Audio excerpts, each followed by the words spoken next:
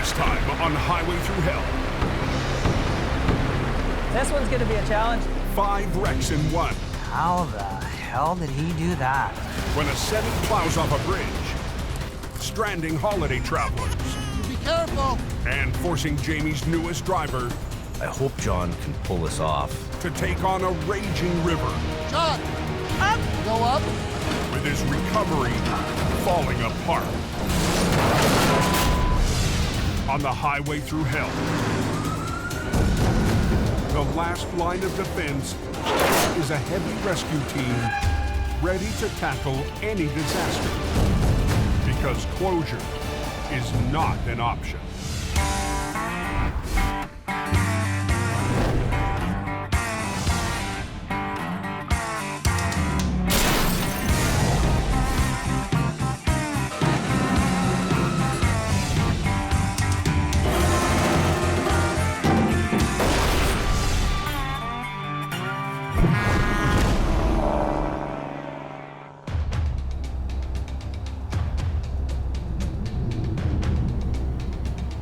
What's the forecast for the hill?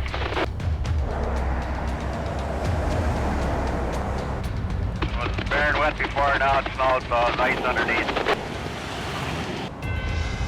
Christmas is just 3 days away.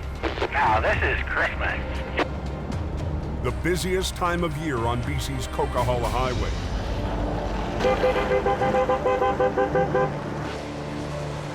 And a bad time for drivers to battle icy roads. It's dropped temp just enough to turn it into a catering. They had the super plow and the single plow going up the hill there. Well, we have a light snowfall up over the summit at the moment. Air temperature of 0, road of 2. Plow drivers like Michelle McKenna work through the night to keep the highway open. If you're coming back down the hill, throw some sand out. It's a full assault on the mountain. We got trucks as many as we can get on your way towards you at this point. But Highway 5 is already turning to chaos. He's in the median ditch and his trailer sticking out on the hammer lane. Time for Al from Quiring Towing to go to work. Send the green goblin up. The truck was in a 30 or 40 foot deep ravine, nosed in. The semi was heading northbound when the driver lost control, plowed off the road, and spun into a jackknife. The position of the wreck will make it tough. But with the Christmas freighting travelers, Al wants to keep one lane open. Should be able to get it out.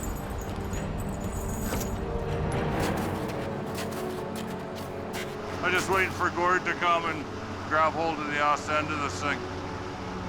This ravine is pretty steep here. Just before 2 a.m., Welcome to the party, Gord.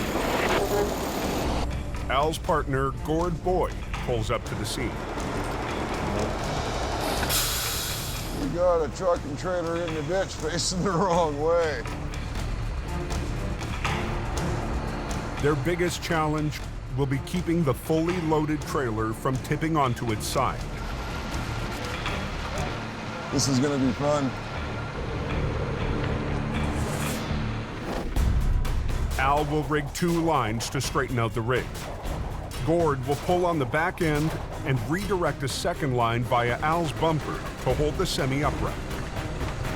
So if it did flip, Gord could actually hold it using my truck as an anchor. Just balance the load, you might have to tug a little bit.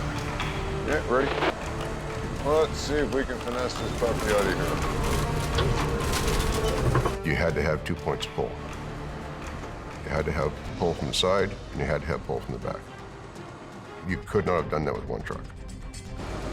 Pick up the third length of the cable out on the front bumper. Balanced it. But I think I need to pull ahead a little bit. I'm getting pretty close here. These jobs usually happen in 3 or 4 short pulls. They never happen in one long continuous pull. Just freewheel the right one. Yeah, that's good, Gord. While Gord repositions, There you go. run this other line down to the front? Okay. Al needs to straighten out the tractor. So we can back it out with a little bit of finesse. Back it up onto the road, maintain the vehicle in the lane that we're working in. Do it in one lane. Do it as quickly as possible because you don't know what's coming around that corner next.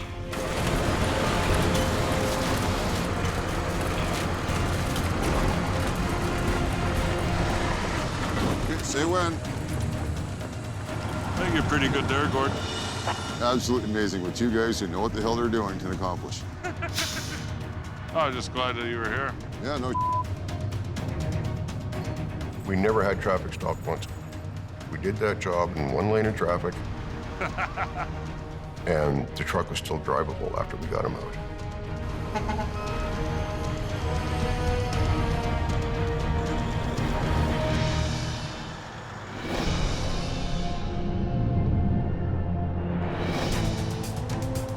The next morning, at Jamie Davis's new Alberta dispatch, the boss is back on the road.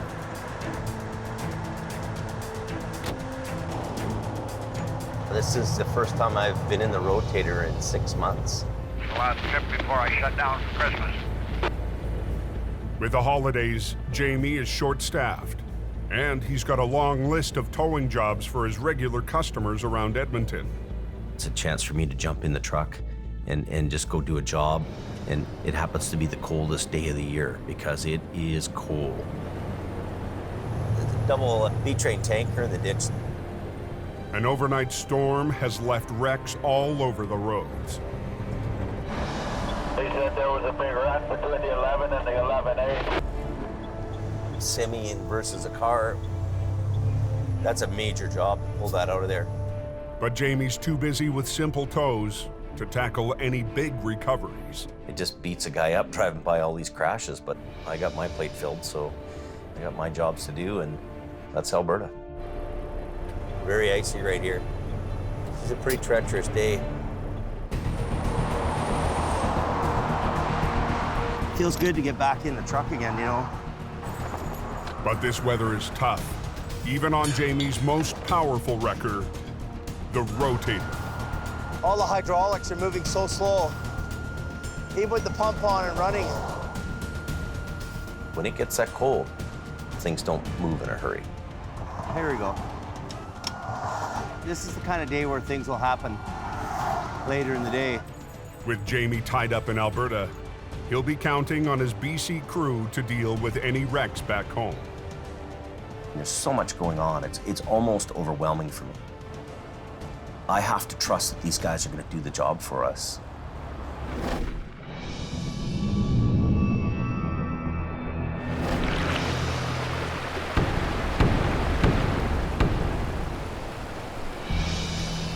Two hours north of Hope. Wow, quite the distance down. Rushing water. The hood's probably ripped off, so we'll have to try and recover that. BC lead driver John is one of the newest members of Jamie's team. Oh, look at that one in the water. He'll have to step up in a hurry. This one's gonna be a challenge. How the hell did he do that? Late yesterday, a tractor hauling a load of campers hit an icy corner, knocking out a railing and plunging off the bridge into the river below. John left to scout the scene right away, but the sun was down by the time he arrived. He hit the bridge pretty hard. He took all the railing from one side of the bridge right off the bridge to the other side. The location made the wreck too dangerous to tackle in the dark.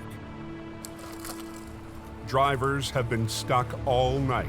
Been away for 2 weeks. It'd be nice to get home. The main route for communities north of Whistler, BC, Highway 99, is completely blocked, stranding holiday travelers at the worst possible time. Could be the biggest job of the year. I hope John can pull this off. I need him to do that. He's down 50, 60 feet into the creek. Trailer sticking up. Truck's destroyed, travel trailers all over the place. This wreck has everything that could go wrong written all over it. Wow, quite the distance down. 2 hours north of Hope, BC. This one's gonna be a challenge. A multi-part wreck has shut down Highway 99 2 days before Christmas. This is one of the biggest jobs of the season. Guy over a bridge, off a bridge deck, and it's got campers on the back. This isn't just come and hook this thing up and pull it out in 20 minutes. So far, Jamie hasn't been sold on John, his new lead driver in BC. This'll be fun. Today will be John's real test. I need him to take care of it, and hope he can do it. Highway's wanted to open by 10 a.m. That's not gonna happen. My ultimate time goal right now is 3 o'clock to get this out of here and this road reopened. Phil Renault is on his way in Jamie's new 50-ton wrecker, HR 116, the most powerful truck Jamie has in the BC operation. How much further's the accident? On 45 minutes or so. But for a job this size, even 116 won't be enough. Jamie's called in a big gun, a 60-ton crane. Whenever someone goes down there, we've got to tie them off, because if they get sucked into the water. Oh yeah, you're gone. We're on a bridge. We're 60, 70 feet up in the air to a straight drop into the water. It's snowing, it's icy, it's cold. The big baby's here, we can get her done. With the tractor, trailer, and the campers, Jamie's team is faced with 5 separate recoveries. I'm Ralph. I'm Phil. Nice to meet you, Phil. The single-lane wooden bridge can't support the weight of the crane plus the load. Isn't that sweet? The operator will have to set up on the road and extend his boom for the lift. Then we'll take that trailer off, then we'll see about getting that one out. Safety chains and straps were put in place for added security during transport. And the 3 campers are also connected to ball hitches, mounted on the main trailer. The first trailer, it's still attached on the ball, yet it's dangling off the main trailer at a pretty good angle. You can get your hook on it and just pull it back, then we can secure it. How sturdy is this trailer? I don't need to be taken out before Christmas. None of us do. John quickly secures the trailer to keep it from slipping further. Trailer's secure. Okay. John will rig 2 lines from HR 116 to the front and back of the first camper. They'll pull the camper back onto the trailer deck. Once it's stable, John will rig it so the crane can lift it free before they tackle the next camper. That should be good.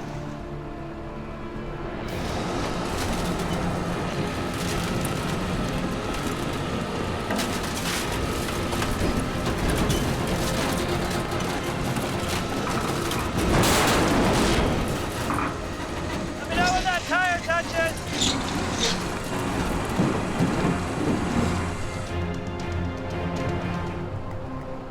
So far, so good. We've got the trailer back up onto the main trailer. We're gonna back the crane in. We'll hook him up and just get it out one at a time.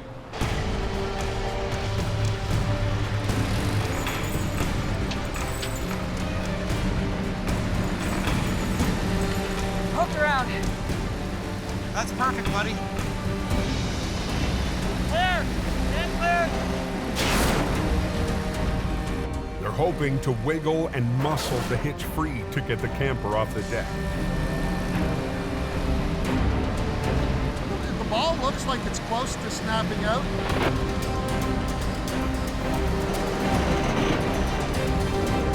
No, it's not coming off there.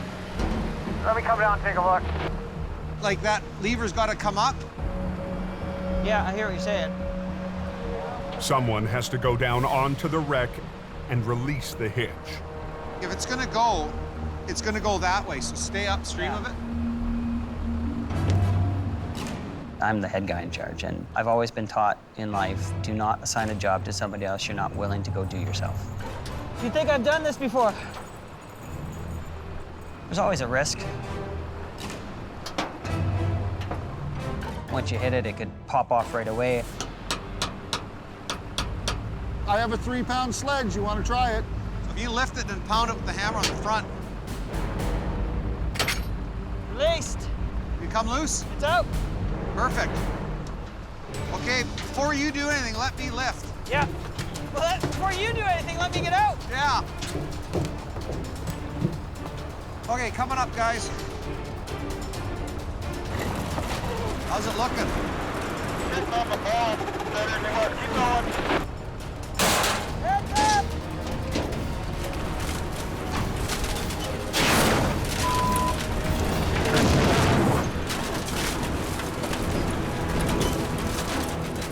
Okay, I'm gonna boom down so you can get your rigging off. Okay, hold. That's good. The crane can now move the camper out of the way. One trailer off, 2 more to go.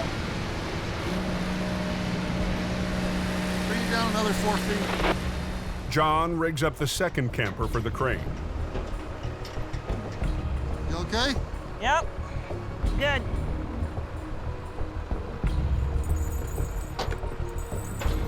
This is a tough wreck, especially for a guy coming from the city, a guy who hasn't worked the mountains. Okay, he's on his way down.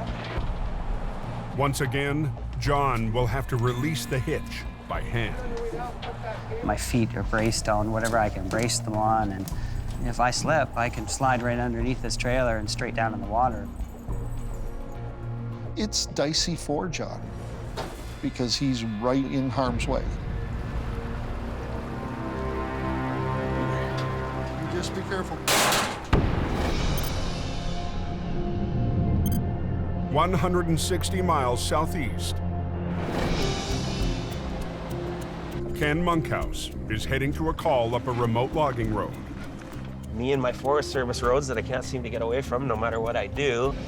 I've had a few white knuckle rides, I won't kid you about that. One of Jamie's longtime drivers, Ken. If I try to come back down backwards, you need to end up in a ditch or over the embankment and die. Had a close call last season. There it goes. On another mountain back road. Look out! I'm okay now, it's all good. This year, Ken's not working for Jamie. Always looking for the grass is greener on the other side of the fence, I guess, but Ken's gone right now to work for another company. He's a great guy. Ken is a great guy. Today, Ken's working with Jordy DePerrin. Yes, Ken Monkhouse is working for me. Jordy runs Mission Towing, a 4th-generation family business. I've grown up in tow trucks. I used to ride with my grandfather as a kid. I needed a pillow to see over the dashboard. They're big shoes to fill. For me, that's the biggest thing is, what would my grandpa do? How would my grandpa do this? I always tell him, I haven't got big shoes, and they're not that big to fill. Just do the job right. But this time, the pressure is on Ken to do the job right. This is his first time working with the boss. Huh, somebody didn't like their anymore. This car is burnt. All the wheels are burned off. The glass is all exploded. Basically, it's just a shell of a car. It's a mess. Nothing salvageable. So how do you want to do it? A rule of thumb is always turn it around and keep the heavy end up front. That steers. Block off one of these trees and spin it sideways. Grab the front end and take the front end out first. So we take those good old trees and we put a chain and some block and tackle. Okay. Go.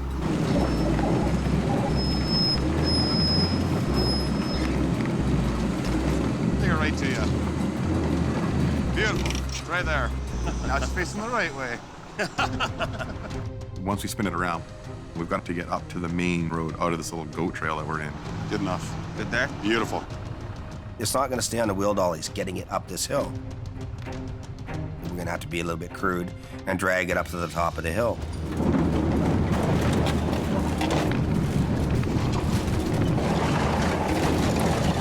This is off-road towing. The whole time I'm thinking, Make it to the road, make it to the road. Oh, there's the engine. That sucks. I've moved hundreds of burnt cars before, and I've never had a motor come out like that. A little bit of a move, and what was holding that engine in just let go. Just take it right up, Ken. Yeah. Drop it on the road. So now we've got to come back down, rehook it. It's part of doing those jobs in the bush. Good. Take a couple chains and a strap, we'll wrap it around the motor. I'll lift it up with the tow truck, drive it up to the top of the hill, bing, bang, boom. It's a sigh of relief that this engine is now at the top. Let's just get this car loaded and let's go. Good. I don't think this is how they do it in the factory when they make them. Beautiful. You work too hard. I like working hard. That was my first time working with Ken. He wasn't the give-up kind of a guy. He kept going at it. Everything went fairly well. Jordy's happy, and we got it done. It was a good feeling. Pretty happy.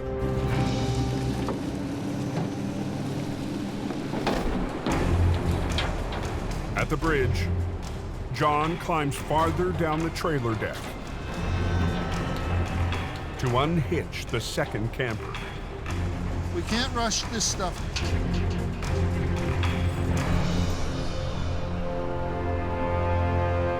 We use a piece of rope as a safety line. So I've got one hand wrapped around this rope. Go! Right to your hand. But I'm hanging on to it, making sure that that hand doesn't release or let go while I'm using my other hands to manipulate the hitch to get it to release. Hang on, he's undoing the safety chains, Ralph. Chains are free. Okay, safety chains are free. Okay, it's unlocked now. Just hang on, he's gonna get out of there.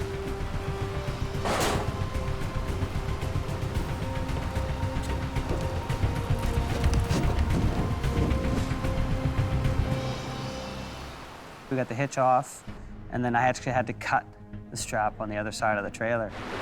Tell him to take tension! Lift a little.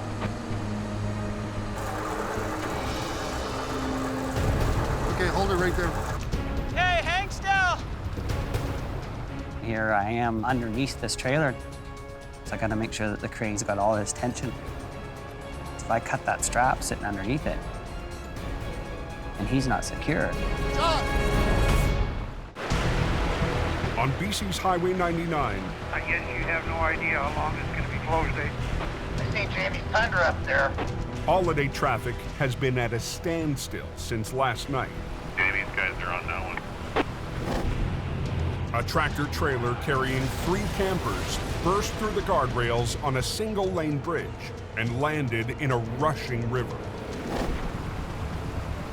Tell him to take tension! Lift a little. Jamie's new BC lead, John, is trying to release the second camper. As he cuts the final transport strap, John, you be careful. he needs to make sure he's out of the way if the trailer swings free.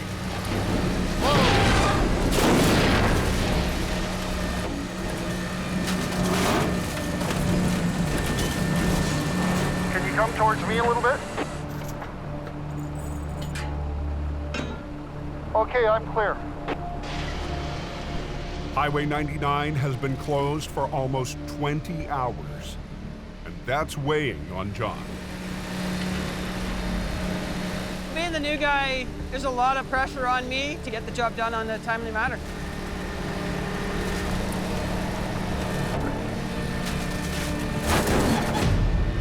With the camper securely on the ground, John assesses the next challenge, and he doesn't like what he sees. That trailer's underneath the tires of this truck. The third trailer, it's the worst of the bunch. It's completely off the main trailer, and it's actually twisted underneath. There's no way that we're going to recover this thing all in one piece.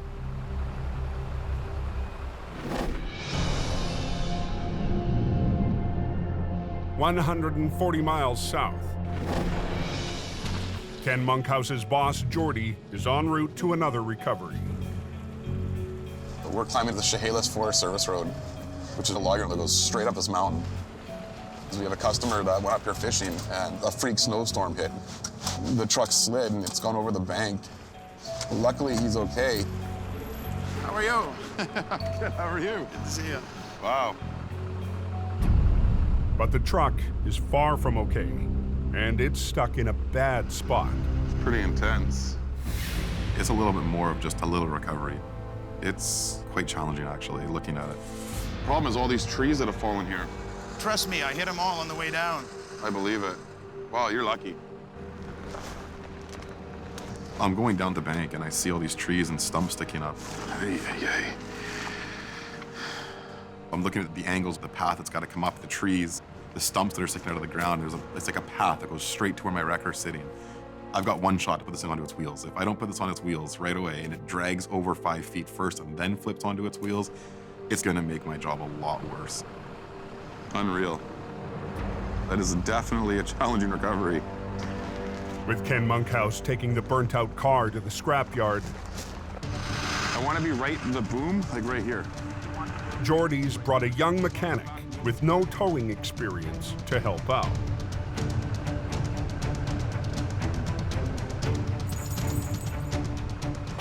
We're pulling 10,000 pounds of weight at least. This job here is the maximum that I do with this wrecker. Out of my way. Do you want them to cross over? No, I don't.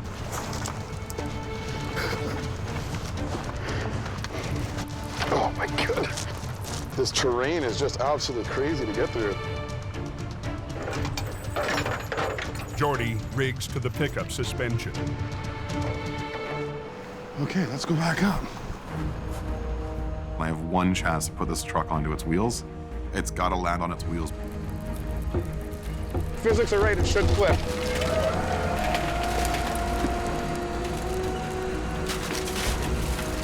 Come on, baby.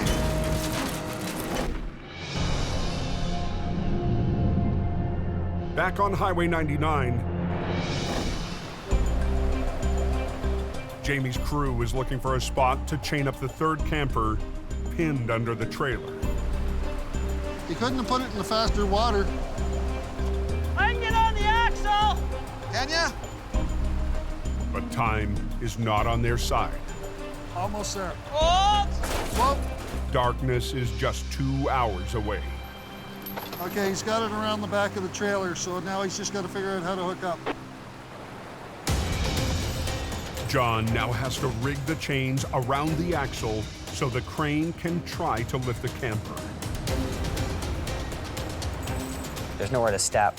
The water's deep and it's running fast. I'm down there crawling around, trying to see what I can get at, what I can't get at, where I can hook and where I can't. Boom down! Boom down! Hold! Hold! Can I hook to here? Can I step at this spot? Am I gonna fall?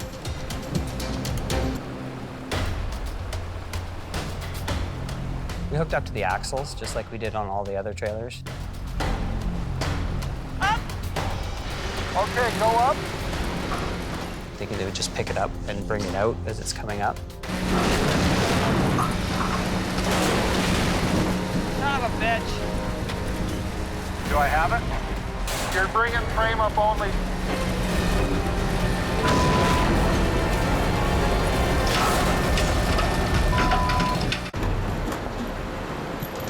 BC's Highway 99 has been shut down for over 24 hours. And Jamie's depending on his new lead driver, John, to get it open. Boom down! Boom down! Hold! But a badly damaged camper is stuck under the wrecked trailer. Up! Okay, go up.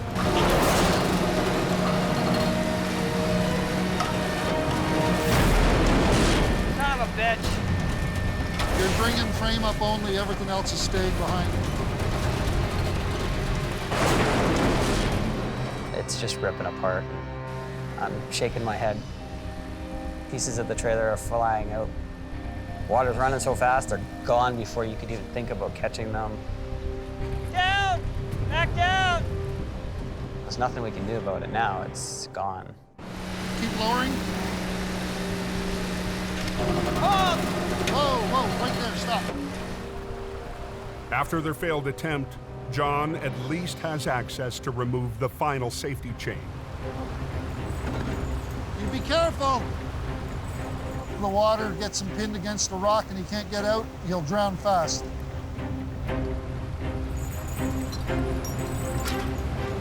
Okay, go ahead, lift.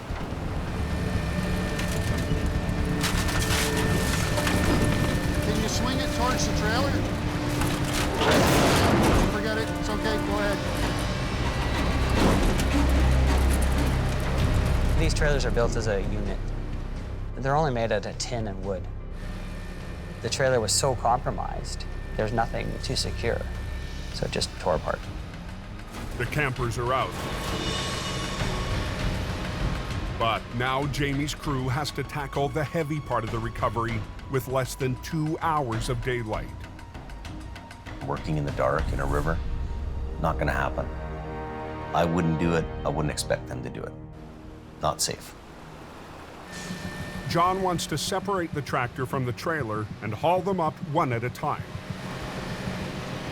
On a truck and a trailer unit, you've got a fifth wheel plate and a kingpin on the trailer. And what it does is when you back the truck up underneath the trailer, the kingpin hooks into the fifth wheel and it latches, it locks in place. It won't release unless the tractor is level with the trailer. John rigs to the tractor so Phil can lift with HR-116 while the crane lifts the back end. We'll get around the axle, but I can get around the frame. Let's do that. We got a couple hours of sunlight, and then we're in the dark. 140 miles south on the logging road. Come on, baby. Jordy DePerrin from Mission Towing Physics are right, it should flip. has just one chance to flip the pickup into position so it lines up with the pathway between the tree stumps.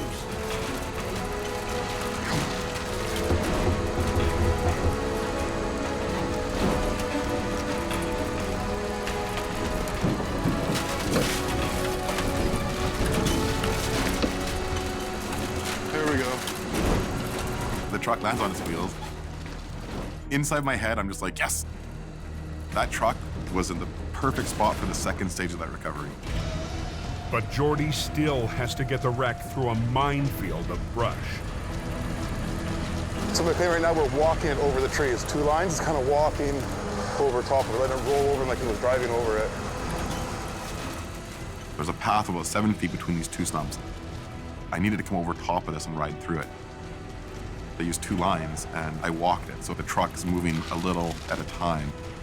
It's like grabbing with your hands and climbing, same kind of an idea to bring it up. The worst part of the recovery is I can't see the pickup truck from where the tow truck is parked.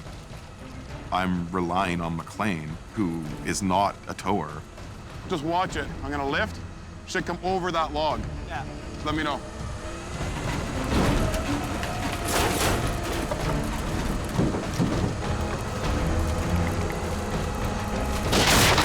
You snapped the log right in half. It went right through the log? Yeah. Perfect. We never said it was gonna come out pretty. Yep.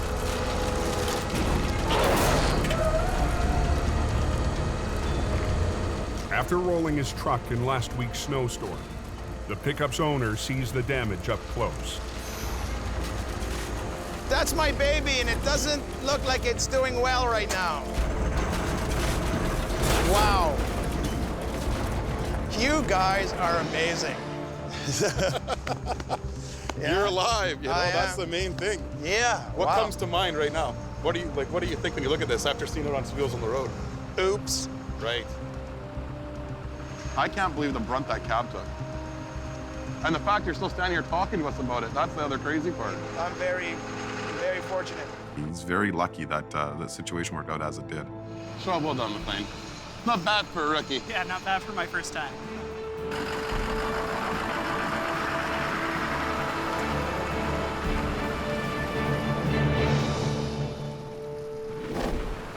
Back on Highway 99, John's rigging up the tractor to HR-116. so he and Phil can try to separate it from the trailer. So that we can just pull the trailer out and then tackle the truck by itself. The crane will raise the back end while Phil lifts the tractor. We're running out of daylight. Hopefully this goes a little bit quicker than those trailers did. Phil, pull backwards. You need to go up. To release the kingpin, they need to lift and even out the angle to reduce the gap between the tractor and trailer. Keep going.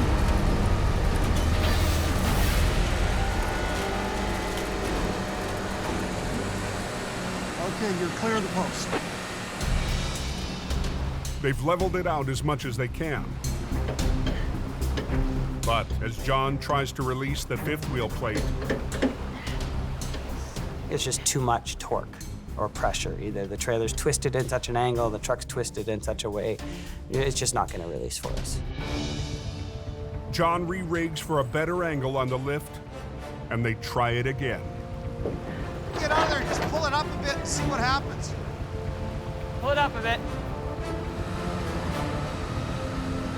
I'm clear, yeah.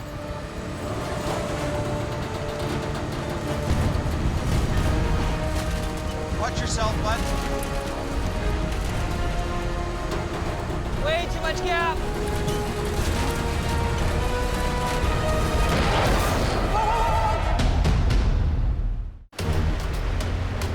On Highway 99, 2 hours north of Hope, BC. I guess you have no idea how long it's going to be closed, eh? New lead driver John is running out of daylight. He needs to separate the dangling trailer and tractor. So far, the kingpin is holding firm. The biggest part of the whole recovery that was eating at me was getting the truck out of the water. It had been in there already for a day and a half. We're trying to take the pressure off the kingpin. Pull it up a bit and see what happens. If they can even out the angle of the wreck, the kingpin should release. Halt! This unit's not stable. Even though nobody's touching anything at the time, the trailer itself can move or shift on you just because you've manipulated a little bit of weight off of it.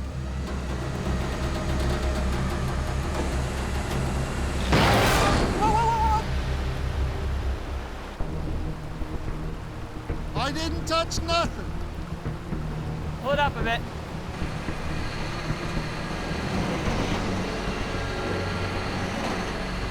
Nothing's happening. Still got too much gap.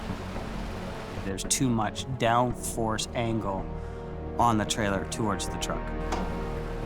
So it's not gonna come free. There's nothing more we can do with that. Let's get the crane on and see what we can do with the crane. That's all we can do now, I guess. They'll have to lift the tractor and trailer onto the road together.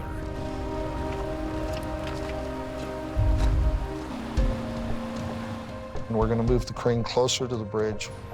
HR 116 and the crane have to switch places for the crane to lift the cab. Go where he wants to be. That puts the crane in a position where he can get hooked onto the tractor and lift the tractor out of the water. And as he's bringing the tractor up, 116 is going to pull the trailer back. Clear! We have to lift and pull. We can't just lift because of the rocks. Plus the retaining wall that we have to get up and over too. Sunset is now less than an hour away. You're faster than I am, Ralph. Keep going.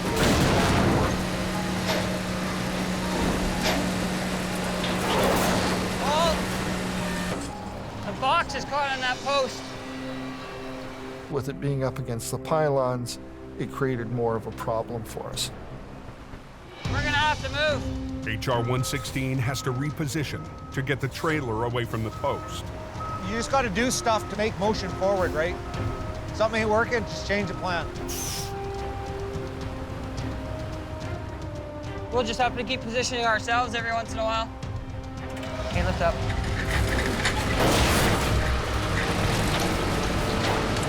He's got the weight now, so we'll be able to lift it right up and out of the ditch.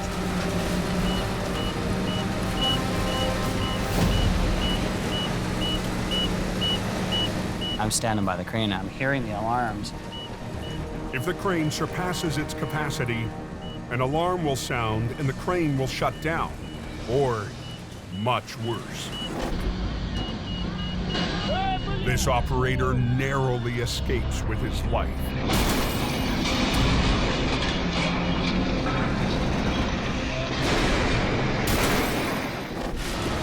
Keep going. I'm a little concerned. Are we at capacity ready to keep going? I'm looking up to him. Are we good? Can we keep going?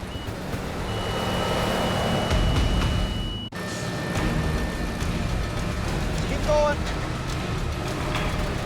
On Highway 99, heavy rescue plans to lift a tractor trailer out of the river. I'm hearing the alarms. I'm looking up to him. Are we good? Can we keep going?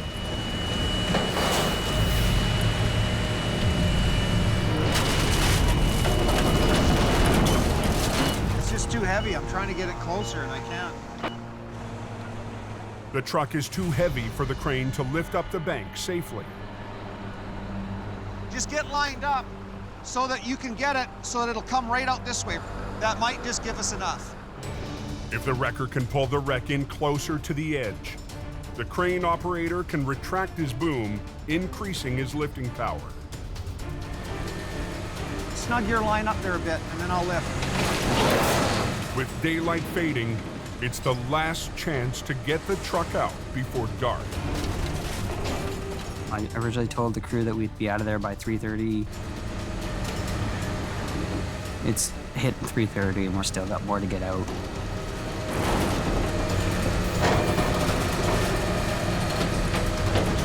Okay, you're clear of the no post. Got her almost all the way out. One more pull and she'll be out of here. The wreck is on the road and level. Oh, there we go. Finally, John is able to release the kingpin. Well, that's a long time coming. Our concern right now is it's getting dark. It's starting to get cold again, so it's going to ice up. We need to get the rest of this stuff out of here, get this road opened up for everybody else. John and Phil work to move the wreckage so travelers can finally get moving. We knew it was closed. We thought it might open at 4, but now they say it's going to open at 8 o'clock this evening. Well, there's always pressure to open the road. This is a situation here where you can't even let traffic by. They still have to load the campers, but Jamie's crew decides to open a lane. We're gonna let the traffic that's here go, because we got a lady here that's got a baby. Okay. I'll just pull up this side and they can scoot around this way. Yep. We're gonna get you moving. We're gonna get you guys going. Okay? The crane's moved. We're gonna let traffic go, and then I can get into position and he can load us. After more than 27 hours, traffic is finally moving on Highway 99.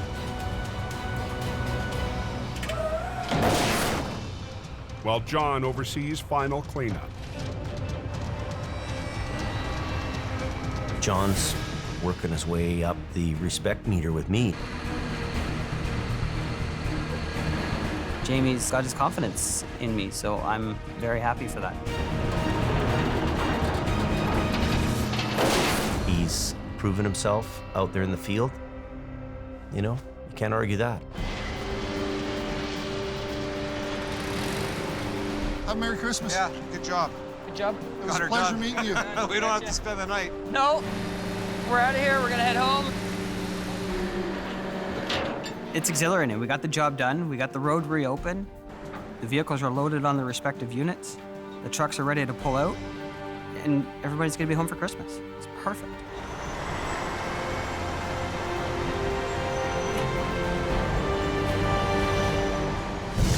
Next time on Highway Thru Hell, a truck deep in a ditch Ready to go? brings Jamie back to the road.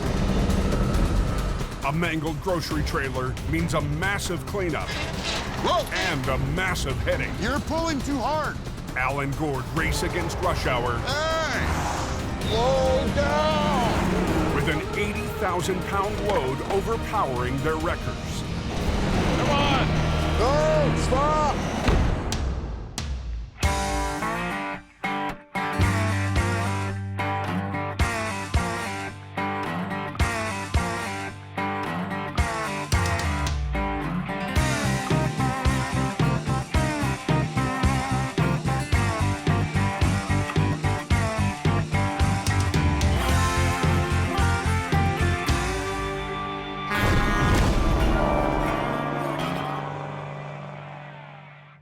This time, on the Highway Thru Hell, Going like a son of a... 45 tons of lumber jams the Trans-Canada. Oh, this looks bad. Going too fast. While another wreck teeters on the edge. And a complex recovery I don't know why we're doing it like this. brings tensions to a boil. I work 24 hours a day. Tearing open a rift between Jamie Kind of badmouth me on the record. and his top dog. I don't need this job. Maybe I'll just pack up and leave. In the rugged mountains of the Pacific Northwest, there's a highway like no other. The Coquihalla is an engineering marvel. But when the weather turns bad, Look out! It's like the Bermuda Triangle of truck accidents. keeping the Coke open takes an army. When the highway shuts down, the world shuts down. And a last line of defense. Jimmy Davis en route. A heavy rescue team ready to tackle any disaster. Because here, closure is not an option.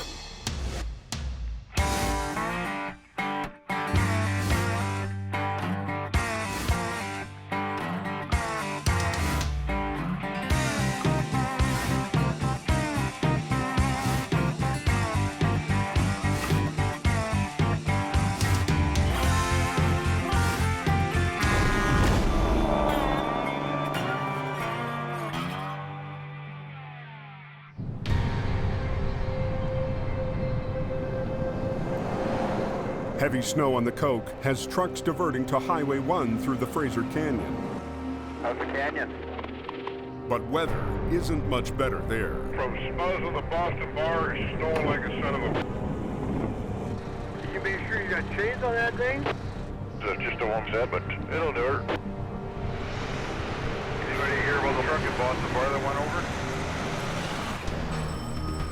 Closed in both directions. At just after 11 o'clock, a call comes in for a flipped B train full of lumber. 4 kilometers east of Boston Bar.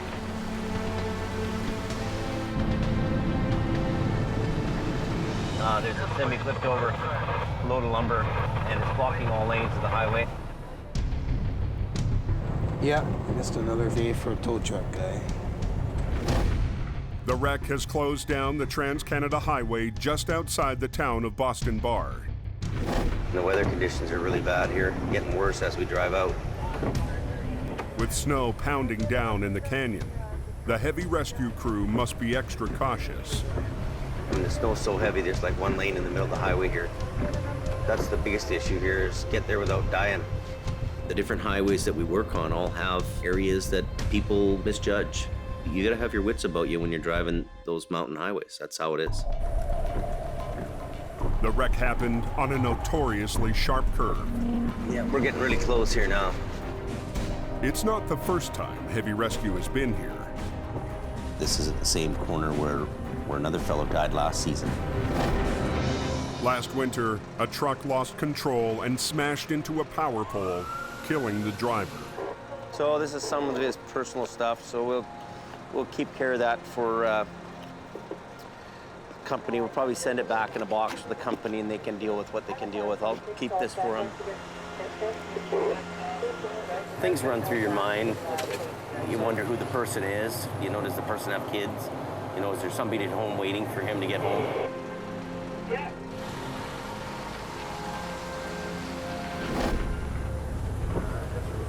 This one, a year later, basically to the day, is a little bit spooky. The B train, hauling 2 trailers, hit ice, clipped a barrier, and flipped. This time, the driver survived, but the load is all over the highway. Okay, here we go. So yeah, that's a lot of lumber, eh? Where does it go, all in this guy's yard? These people's yard? Wow. My house was 20 feet from the road where the wood started coming flying off the highway. Then it flipped on its side, and there were sparks everywhere, and there was wood flying everywhere, and I ran. The spilled cargo is blocking access to the wreck. Jamie can't do much until the front-end loader clears a path. I don't know if they interfere with the lumber. But with only one front-end loader available to move 45 tons of wood, it's slow going. After 20 minutes of shoveling 2x4s, they've barely made a dent. The lineup of traffic is getting worse by the minute. Okay, come on out of there. Yeah, come on up. This delay to the overnight freight run means millions of dollars of cargo won't be arriving on time. Yeah, the road is completely blocked. Feeling the pressure, Jamie figures if he can't get to the wreck, why not bring the wreck to him? You know what we should do? I'll come over here. I'll drag it this way, and then you get on that side now. How's that? Okay. Kev, can you get the cable back? So I'm gonna back up, and then I'll go over there. Jamie decides to pull the wreck up the road so he can flip it.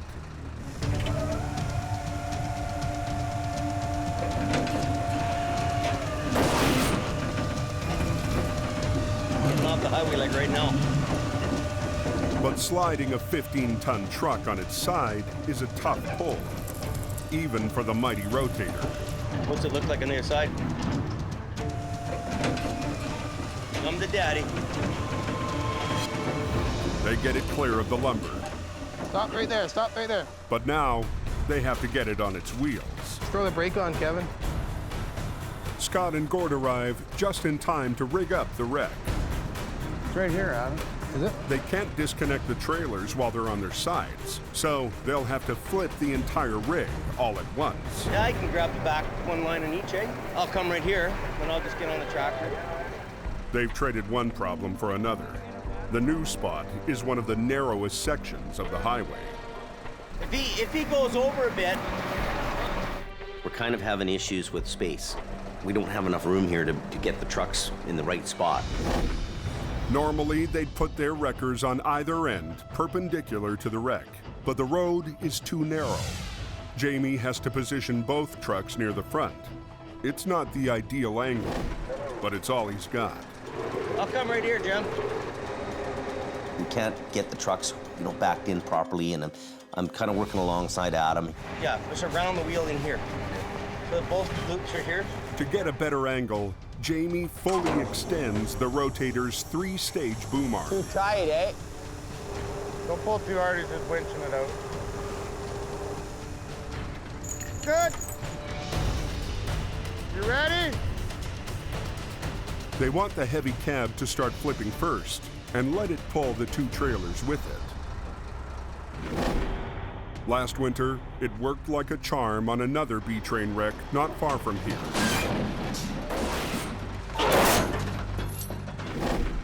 Let's do the back one, Adam.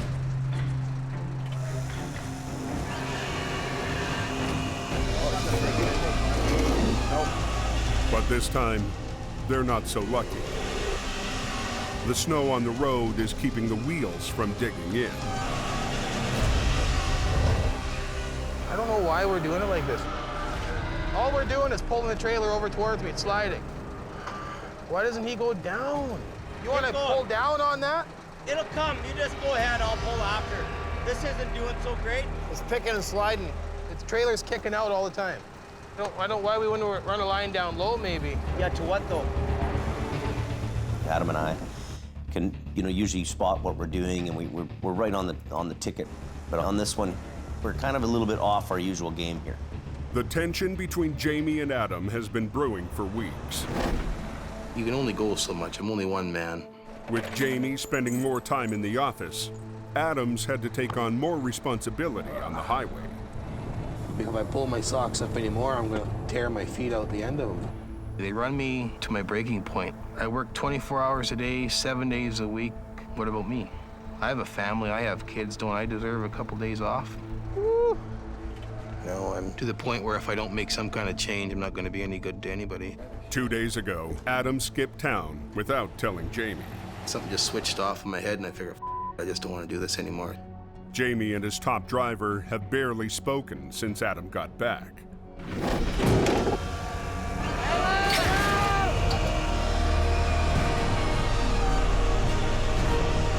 I just gonna keep my mouth shut.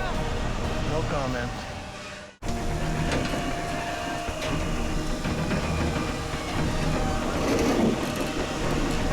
A flipped B train has Highway 1 backed up for miles.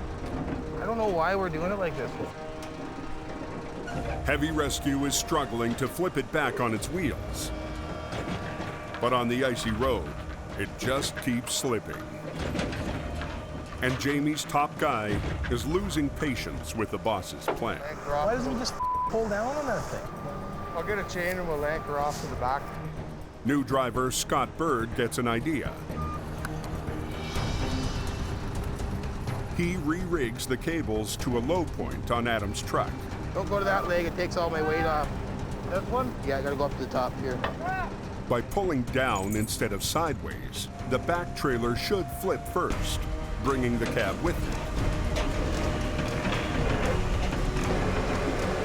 Go ahead, pull the back one.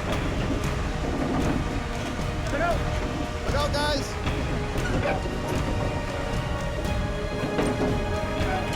Front end's coming.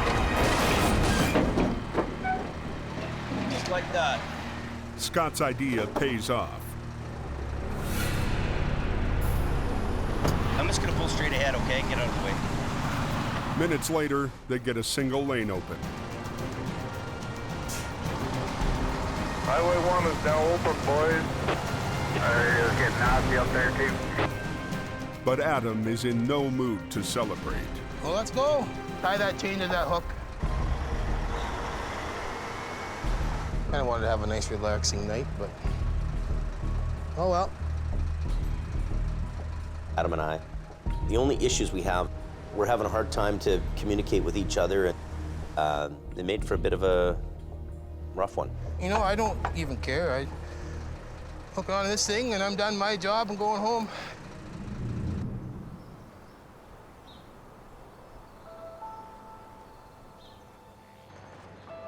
This morning, Adam has come in early after telling Jamie they need to talk. I don't need this job. I can go to work anywhere else. I can hop in a highway truck. I can do anything I wanted to do. I don't need to be here 24 hours a day. Maybe I'll just pack up and leave. Scott wonders what's up. Well, What are you doing this morning? waiting for Jamie. I called him a while ago. He said, come on over, so. Yeah. Adam's got a young family. You can't sit down to any function without the fear of that frickin' phone going off. Maybe I'll just quit. Really? Why would you do that? I don't know. I work 24 hours a day, 5 days a week, and I think that's pretty much good enough for me. If he left, it would affect me. It would bother me.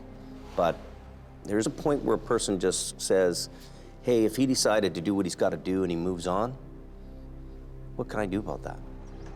There, Bruce. You wanna go outside for a minute there so we can talk? I guess give us a couple minutes. Thanks. No, I don't know how to even start this, to be honest with you, but I guess the last month I just felt like he worked me to death. Look, it's the season, buddy. We're busy. You do what you can do, and that's how it is every year, and it's the same every year. I understand that, but I gotta listen to what you say, and I try to respect you as much as I can, but it just seemed like You're the only guy shouldering the whole place.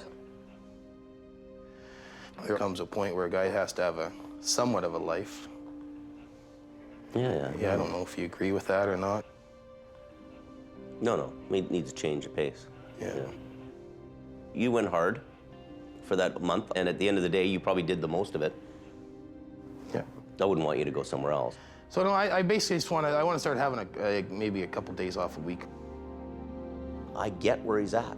Adam is shouldering the most of the work. And we've come to the realization that we need another guy to help Adam, do that workload that he deals with. That guy was supposed to be Scott, but the new truck Jamie promised him still hasn't left the assembly shop. I had everything lined up, ready to go. Didn't happen. In the meantime, Scott's been bouncing between Jamie's smaller, older trucks. I'm really getting unimpressed here. And he's getting tired of it. Oh, this is just 100% unacceptable. Ah, yeah, dirty.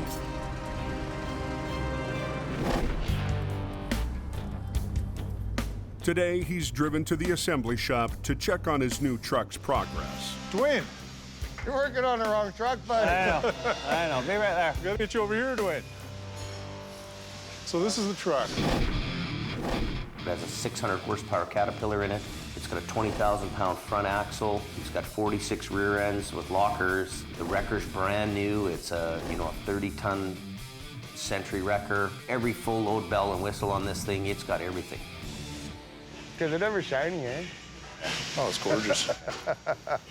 Shiny stuff. Chrome flares, lights, light rack. Yeah. Shiny.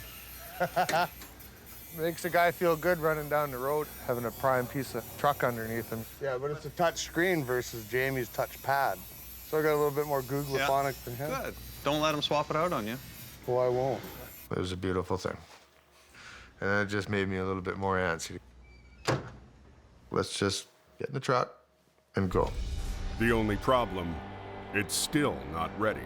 What kind of a timeline are we looking at? So we're a couple weeks out? A couple of weeks out. Yeah. Okay. It's not the news he was hoping for, but at least there's an end in sight. Okay, man. Every minute I'm here bugging you is a minute less wasted on the truck, eh? I want that thing on the road. You know, we're 4 months behind schedule. It's been affecting my income. I left behind some pretty good opportunities to make a lot of money. I shouldn't have listened to Jamie. Yeah, it's happening. I shouldn't have come here until that truck was on the road. I may be faced with the possibility of having to just dump Jamie on his ass and go elsewhere, you know.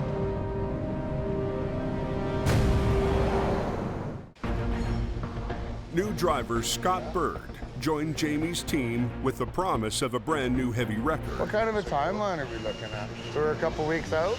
A couple of weeks out. Yeah.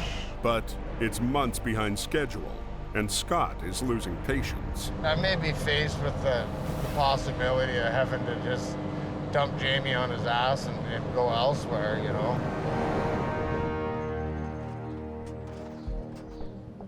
Until the new truck is ready, Jamie has put Scott in a vintage 1985 5-star General. Nothing like a rotator, eh? Who needs a rotator? We got this. Yeah, old school. Scott is eager to show off his stuff. Last week, using Adam's record, he hit a home run. Okay, everybody. When he single-handedly flipped a B-train.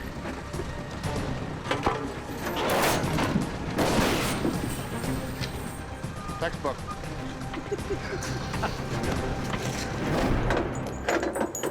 But with the old General, it's going to be tough to keep the winning streak going. What's it got on it for gear? Chain, man.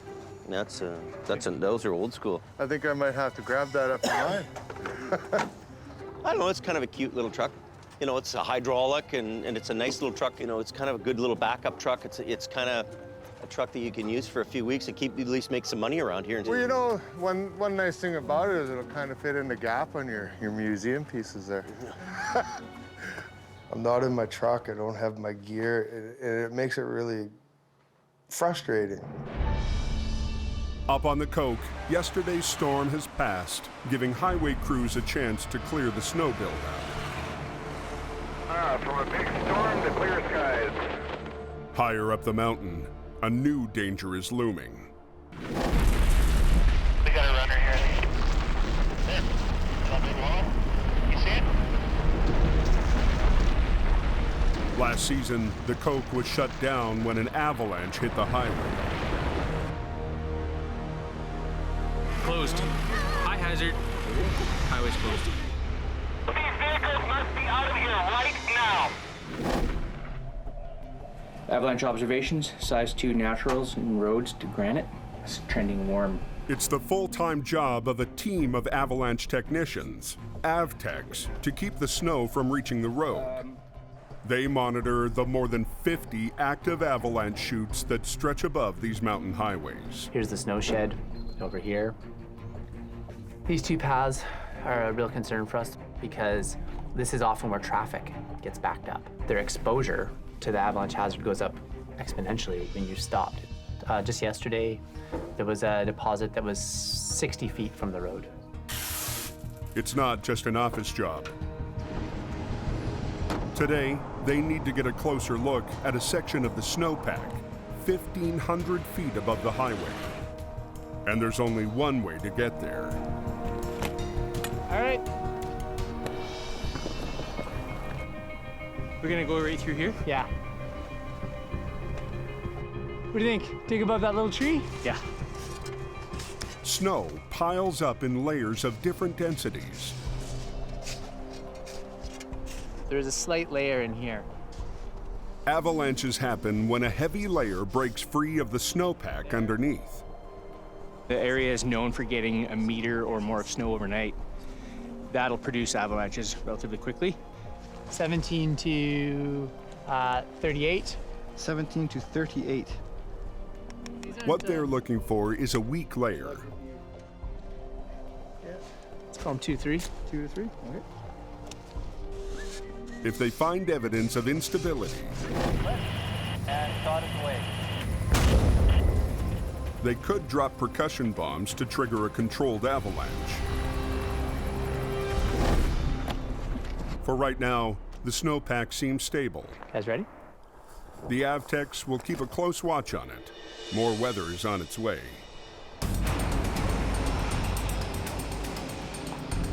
But there is one avalanche zone they can't tame.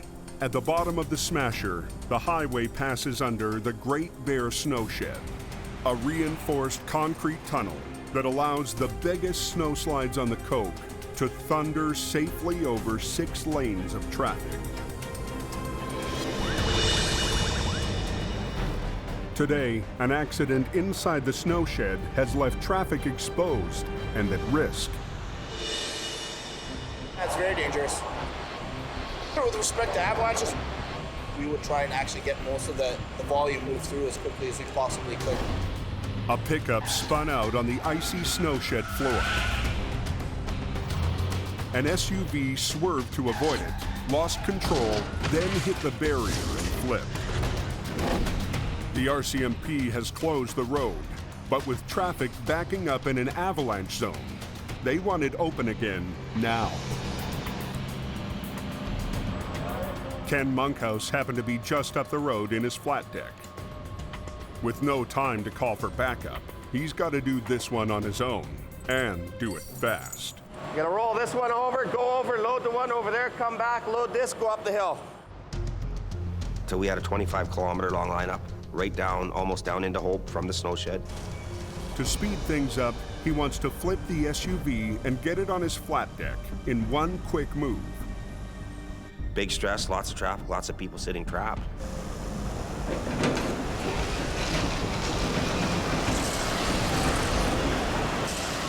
But the road surface is too icy. The SUV won't flip.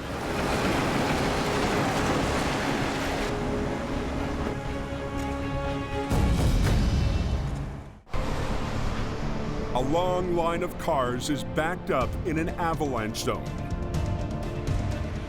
Inside the snow shed, Ken is racing to get the Coke open. You've got all these people, they're in the worst possible place you could ever be in, and it's a sheet ice inside the shed. But he can't clear the wreck if he can't flip it. Ken re-rigs with a 2-point line. hoping he can swing the SUV into a position where he can get it to roll upright. When the shed was built, engineers embedded electric warming coils in the pavement, but due to safety concerns, they were turned off years ago. Even with 2 lines, Ken can't get the SUV to flip. It wouldn't dig in, it wouldn't flip over. So he tries something else. I knew that I had to have an extreme low line to the back end of the truck to get it to come over. To pull down on the flipped vehicle, Ken rigs to the low point of his flat deck. He's betting it'll force the rubber on the tires to dig in. I'm looking around, I'm seeing the look on the cop's face. We know it's turning into a gong show. You know, we gotta nip it in the bud because this is taking way too long.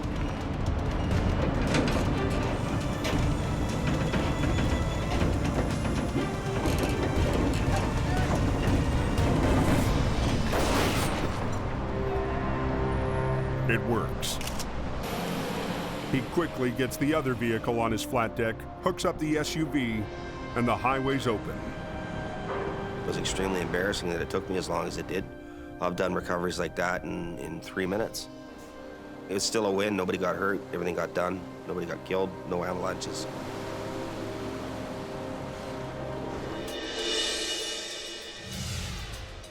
Higher up near the summit, new guy Gord's on his first solo job. I'll just hook up from the back end, and then the other guy's gonna come up and just make sure everything's good to go.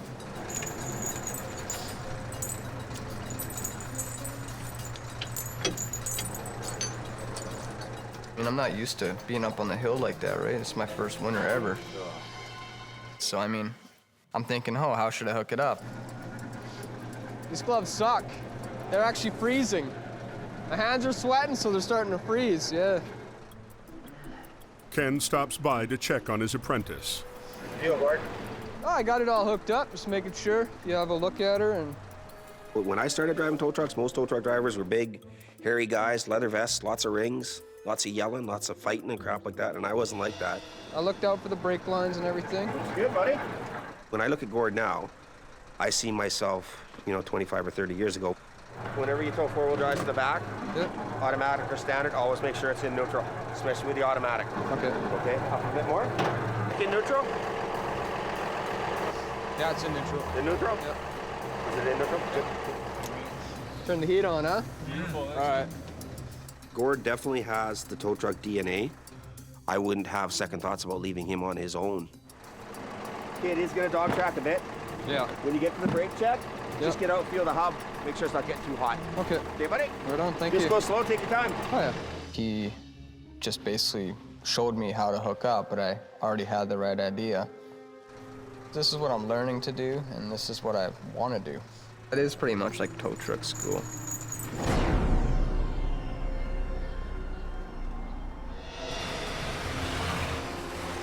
At the base of the Coke, an oversized load has been waiting for traffic to clear. We're 106 feet 6 inches long, 1510 high, and 177,000 pounds gross. Destined for a mine, the huge steel cylinder had to be cut in half to transport. That's not like hauling your average load down the highway. Wide loads test the limits of highway infrastructure. Recently, an oversized trailer clipped a head beam on a bridge in Washington state. A section of the structure collapsed and 2 cars fell into the water. They get huge money to haul those loads. There's a real risk. With the risk comes reward. It's a large responsibility. The big concern is that the oversized load has less than a foot of clearance through the Great Bear snow shed. Because the shed ceiling is sloped, the load will only fit if it's in the left-hand lane. Height-wise, is a bit of an issue going through the snow shed there. We have to take the left lanes just so that we can fit underneath. There's all kinds of things that can go wrong. You just gotta hold, keep your fingers crossed, nothing does. All right, we're ready. Let's get going here. All right, 10-4. By law, the oversized load requires escort vehicles in the front and back. Okay, you're about 3 feet off the right side there, Dale. The convoy stays in the right-hand lane for the slow drive up so traffic can move around them. Okay, you got an 18 coming up fast on you. Alrighty, I'll give him a little more room here. And 4, he's coming right up on your doorstep.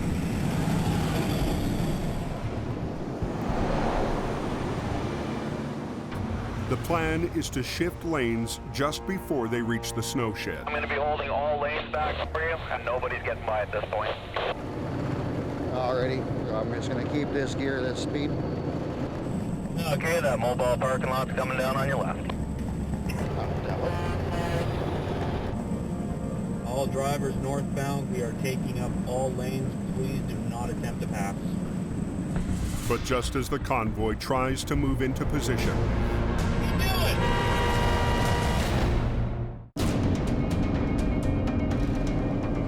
an oversized load is headed for the snow shed. The right-hand lane is too low, so to clear it, they'll need to be in the left. Even though I've been doing this for almost 25 years, it still makes you nervous. All drivers northbound, we are taking up all lanes. Please do not attempt to pass. But just as the load driver is about to switch lanes to the left, What are you doing? he gets cut off. You got a 4 that just decided to sneak on by. He's coming up on your left.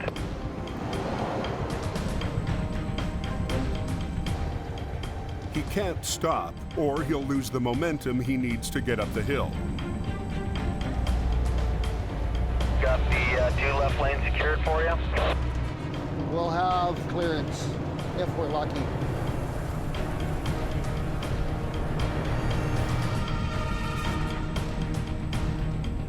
All right, you are in.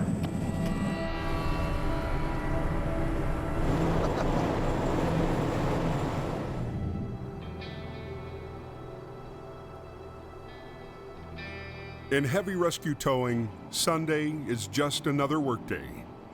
But today, for the first time all season, one of the hardest working drivers on the hill gets a day off. Being a good girl, Abby. All the long hours and miserable nights of screaming at myself. That's the reason why I do everything, to make sure they have a decent life anyways. Let's go, Kayla. If it wasn't for my 4-year-old, I'd be gone doing something else. Come on, Abby, let's go, sweetie. I want to watch my little girl grow up. We'll have hot cocoa when we get inside, okay?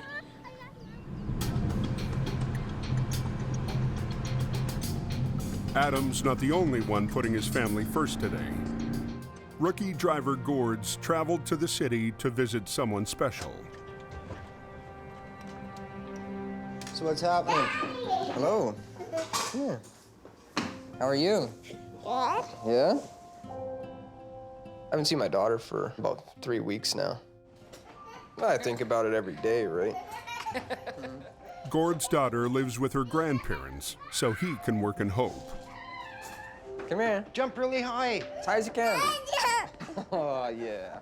It's awesome to be here, because being up there all the time and just miss a lot of this.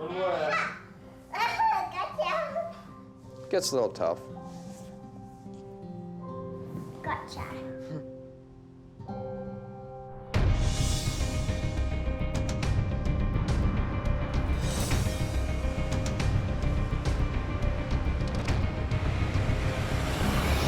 Up on the coke, Adam's HR-52 patrols the highway. But it's not Adam behind the wheel. Jamie Davis coming up there pretty quick, maybe. I'm on my way. With Adam off, Scott's working the weekend shift. It's Adam's truck, it's not mine, you know. I don't plan on taking Adam's job away from him, but it's nice when Adam decides to take some time off. He spots a semi broken down inside the snow shed. Well, we're gonna stop and check on this guy because he is in a pretty dangerous spot. Well, here comes Jamie Davis here. I don't know if he's here for me or not. Hey, what was your name? Dave. Dave? Okay, I'm Scott. What's wrong with it? Red. Blew the red on it. Oh, son of a bitch. Okay. Water problem. Little bit of a water problem. There's no cell service, so the driver can't call to authorize a tow. Just gonna pull this guy into a safe spot. It's just the right thing to do. Scott tows him anyway. We're gonna lift off to start it up. Just give me a little lift. Yeah. And then go into neutral. So you want me to shut it off, did you say? Yeah, shut her off. Let's not hurt your motor. A lot of guys, they won't get out of their truck and help people out, but, you know, that guy sitting there is kind of dangerous. In the long run, it'll work out to our advantage. And, you know, he'll talk about it. He'll say good things about it. And when he's talking good things about it, there's 1,000 guys listening to the radios.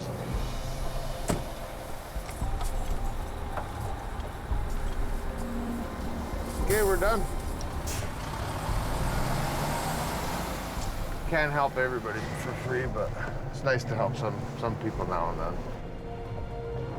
At the end of his shift, Scott drops off Adam's truck back at the yard.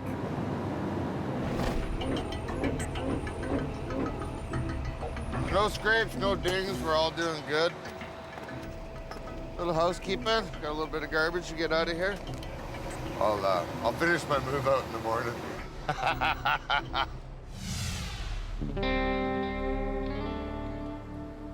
But next morning, Scott's house cleaning doesn't quite pass the Adam test. You can just tell it's been smoked in because you can see all the nicotine everywhere, right? He was smoking and there's ashes all over the place. Well, I like to keep it clean, eh? Yeah. It's like changing your underwear every day. It's got to be done. He'll never, ever drive my truck again. He lost that privilege. So for Scott, it's back to the 5-star general. Well, I'll turn the lights on, they don't even come on.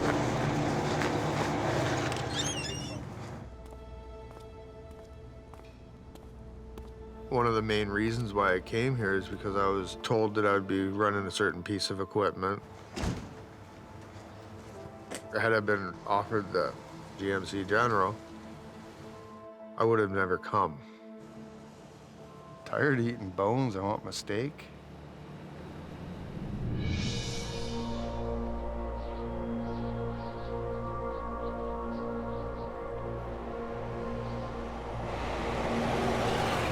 Going pretty hard in the canyon. You just want to take her easy. Those roads are slippery there. Yeah, it's pretty bad up there, guys. At just before dawn, a call comes in for a wreck on Highway 1. I heard it was a mail truck. I got a feeling this is going to be a long day. We're headed out to a wreck just north of Lytton. A mail truck is jackknifed and hanging over the edge. The wreck is an hour north of Hope near the town of Lytton. After 2 days' rest, someone else is eager to get back in the action. Good to go out and do something, make a few bucks. And I'm married to my wife and I'm married to this truck, so I gotta split the time between the two of them. That's who I am and that's what I do.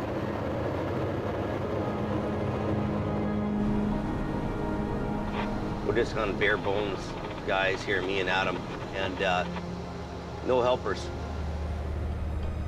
Holy. These trucks don't like the snow. I think his passenger fender's almost kissing the passenger side of the trailer. Holy moly. Look at that. Straight down. Holy moly. Look at that. Straight down. A truck loaded with Christmas mail teeters on the edge of a cliff. Well, my Christmas present's in there. It's heavy. Yeah, it's pretty amazing, isn't it, eh? The truck jackknifed and crashed through the guardrail. All that's holding it from a 600-foot free fall is a single tree. Uh-oh. And that's not the only problem. The trailer and the tractor may not be connected together. If we started pulling on the tractor and the trailer wasn't hooked up, we'd be in a mess of trouble. Then the trailer would go like this. So is this fifth wheel still hooked up? Yeah, it's on then. Wheel's on. Yeah, okay. But there's no frame here. That frame looks broke right there. He's buckled in half. Unbelievable. The trailer is still connected, but the fifth wheel plate holding it is cracked in half. Might be a cutter. Adam hooks up a line to secure the trailer just in case the tree gives way. Jamie is worried about the semi separating. And then just 2 low lines to it. And we have to be fairly delicate about what we're doing. And then it doesn't go down anywhere, right? So you've got it. And we have to make sure that we're not going to put too much pressure on it. And then I'll come back right up to this thing that way. The highway has been closed for going on 2 hours now. You know what? It doesn't look like it's going to open anytime soon. No, you can't go anywhere. You're pretty much stuck. Whatever they're going to do, they need to do it fast. You know, we could have some troubles with this truck frame. It's a bit pretty flipsy-flopsy, so Adam will hold on to the back end of the trailer no matter what. We decided not to do anything much more with the trailer for fear of damaging it. His plan is to use the rotator to ease the cab out and hope the trailer comes with it. Okay, guys, you want to probably stand back a bit.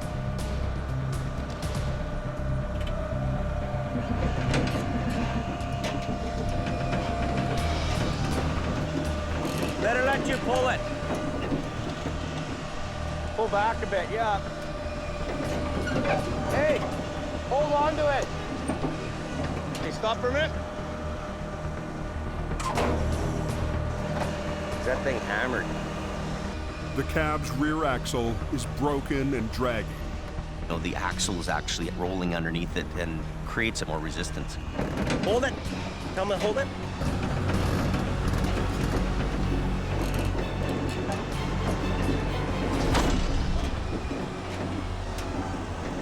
They get it out, only to discover that the cab is even more damaged than they'd thought. Wow, spare parts. I think she's like a single axle now, eh, Bob? Yeah, you took her right out. Yeah. That landing gear okay? Wow. But the trailer's vital signs are good. Landing gear works. How do we luck out that way? So the trailer's pretty good then, really. You didn't rip it off. I know. The intact landing gear means another cab can hook up and get Christmas back on track. But first, they need to disconnect it from the fractured fifth wheel. Being a bitch, eh? I'm trying to pull the kingpin here, but the frame rails are bent right together, like, holy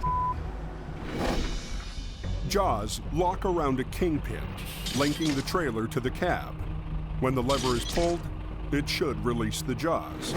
So when the jaws went around the trailer kingpin, they either bent or twisted somehow when the truck went down. Totally clear. Murphy. Adam tries using a chain to pull the release lever. What do we do? What do we do? Ready? What about lowering the trailer down a bit on it? Adam lowers the landing gear, hoping to shift the weight off the lever. Hold it. Nope. Nothing. A 5-minute job has now taken over an hour, and the highway is still closed. Until we get that fifth wheel unhooked from this tractor, we can't do anything. We're dead in the water. Well, it's a waste of everybody's time.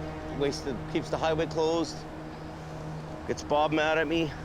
Jerking around here. We're looking like idiots at the side of the highway trying to get the stupid fifth wheel out. Adam's getting frustrated, I'm frustrated. Did it move? I don't think so. What the? We don't have time to monkey around. It's starting to piss us off. Anything? Nothing. An hour becomes an hour and a half. This is like trying to unhook the fifth wheel from hell. Like we're cocked to this. What if we were to pull this thing straight so everything's, the whole unit straight? Could do. When all else fails, Jamie turns to the biggest tool he's got, the rotator. He lifts the front of the cab, shifting pressure off the plate, while Adam uses a ratchet to pull the lever. Right there. Go back with it. Oh, right, oh. Moving now, is it? Yeah, it's going. There we are. Got her there. Got her? You betcha. Brute force. Man is stronger than machine. After a nearly 3-hour shutdown, the Trans-Canada Highway is finally open. And for a change, Jamie is having a good day. Equipment's paying off, and the fact that we're in tune with each other is paying off. There's 2 guys, 2 trucks. You got the old hardcore boys. They're getting her done. Next time on the Highway Through Hell. 4 inches of ice. $1 million wreck Look, jackknife. leaves a load of prescription drugs stranded on the mountain. This thing is hammered right in here. That ain't good. I've never seen anything like that before. And What is he doing down there? the heavy rescue headaches keep piling up, Why isn't he getting up the hill and opening the road? Tell me what you're doing. forcing Jamie to get tough Why are you up the hill? with his most senior driver.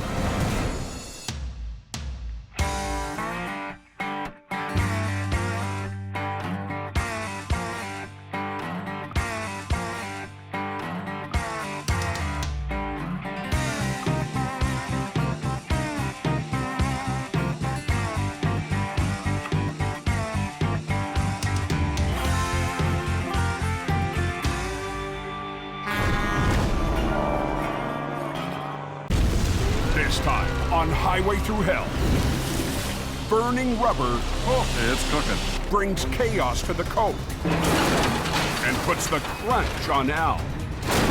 Pay attention! A bad delivery Merry Christmas, Mom. has Colin in a bind. Watch yourself. You can definitely see the fingerprints in the steering wheel. And a close call How's the pole? is Nick's next mission. Nick! On the Highway Through Hell, the last line of defense is a heavy rescue team ready to tackle any disaster. Because closure is not an option.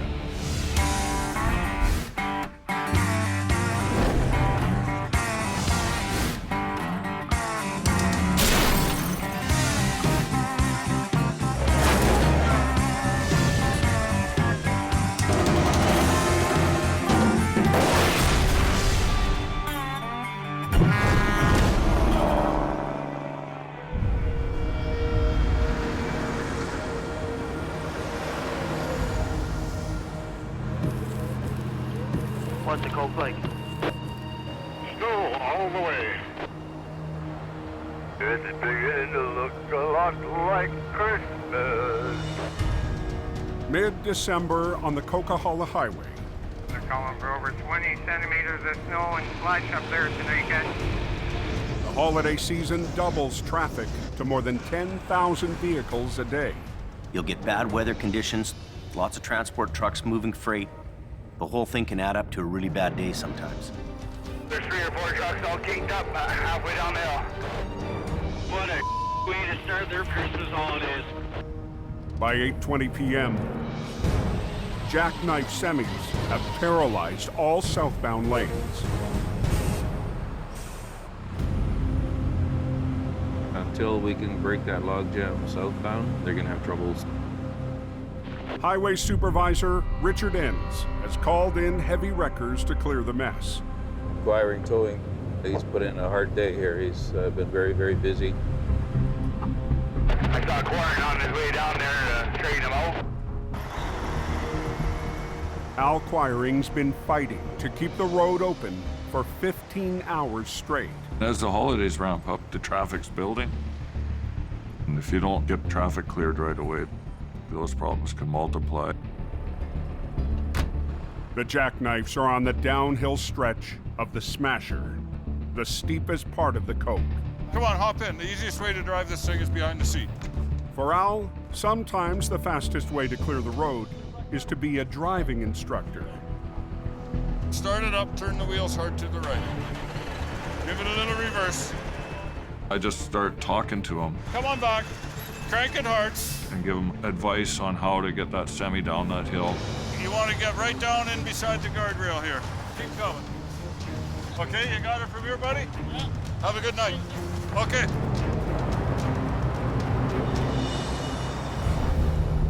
But another semi still stands between Al and an open highway. I got the highway blocked and I put the chains, then we're gonna get you straightened out and then you can change. This is my property, okay?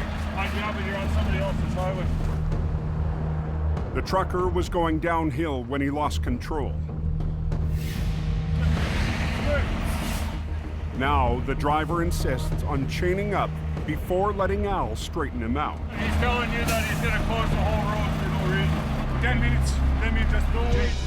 Traffic is backing up, and Al has no time to argue. The traffic is building and the storm's getting heavier, so the push is on to get that road open as quick as possible. We need to get you straightened out. 10 minutes is too long. He just wouldn't cooperate, wouldn't listen to my advice. Deal with him. This is my life. We will not gamble with the life. He's probably pretty nervous. Come on. But he doesn't seem to understand that time is essential to get that road open. The whole world is at the mercy of this guy. What do you want to hit the next truck? What jackknife? What you want to lose somebody's life? We're talking about safety. Safety. What is the safety to go without chains down? He seemed more eager to argue with the crew that's trying to help him move than to actually move himself. Without chains, they're not going anywhere. We're stacking cars up probably 10 every minute, eh? Unbelievable. Yeah, boys, Ocala is a mess. I'll go stand back here. He's not going to chain up the other side.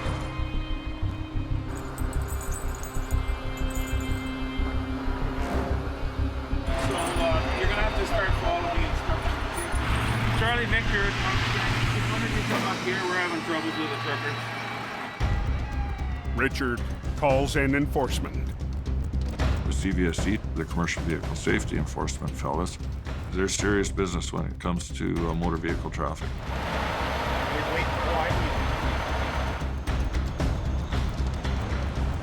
Let the authorities hash it out with him. It's okay to stand at the back of the crowd sometimes too. Can I get you in the truck here now, Chris? Like right now. The driver finally gets the message.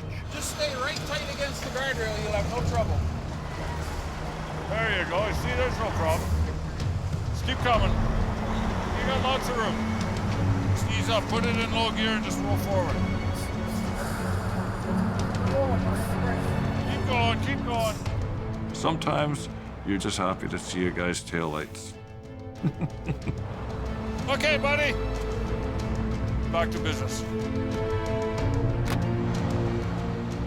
With the smasher in his rearview mirror, the driver is still shaken up. Of course, I was scared. I have a 1-year-old daughter, 4-year-old son. When I got the kids, everything's changed in my life. In the moment, I was thinking I will lost everything. And I don't know. Now I'm happy. I'm very happy. That's true.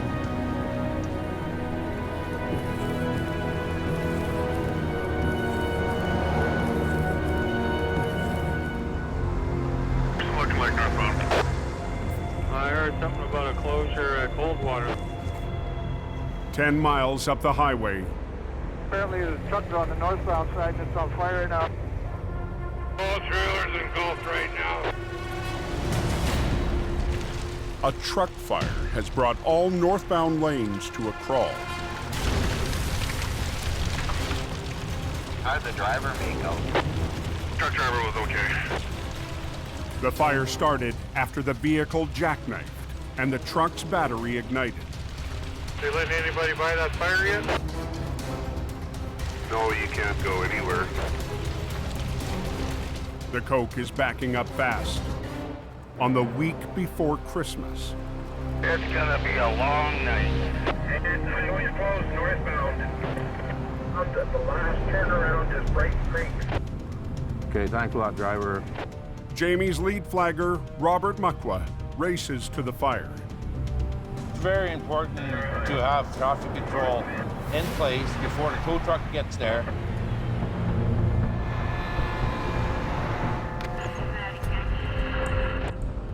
Robert sets up half a mile back from the accident to warn drivers.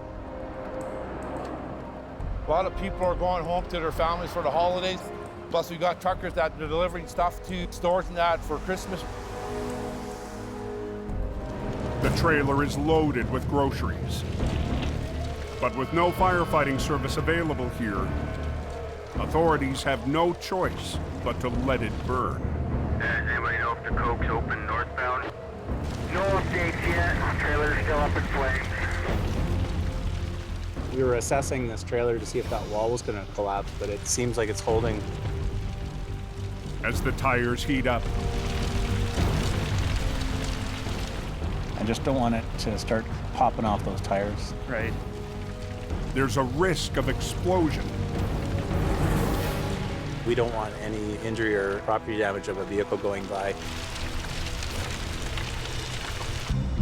There's a tow truck trying to get through to the accident scene.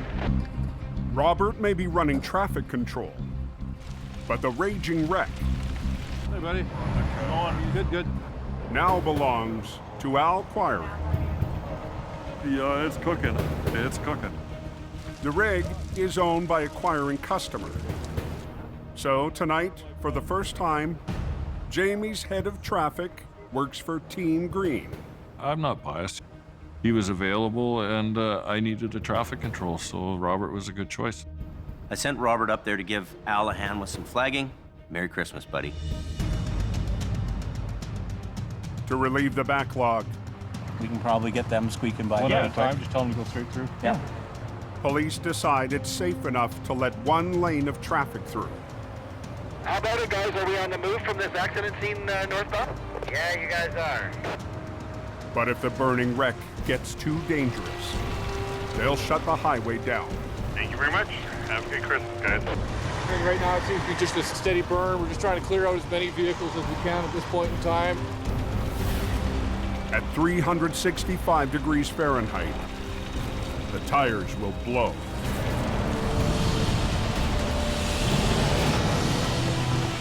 When it builds up pressure, this explodes.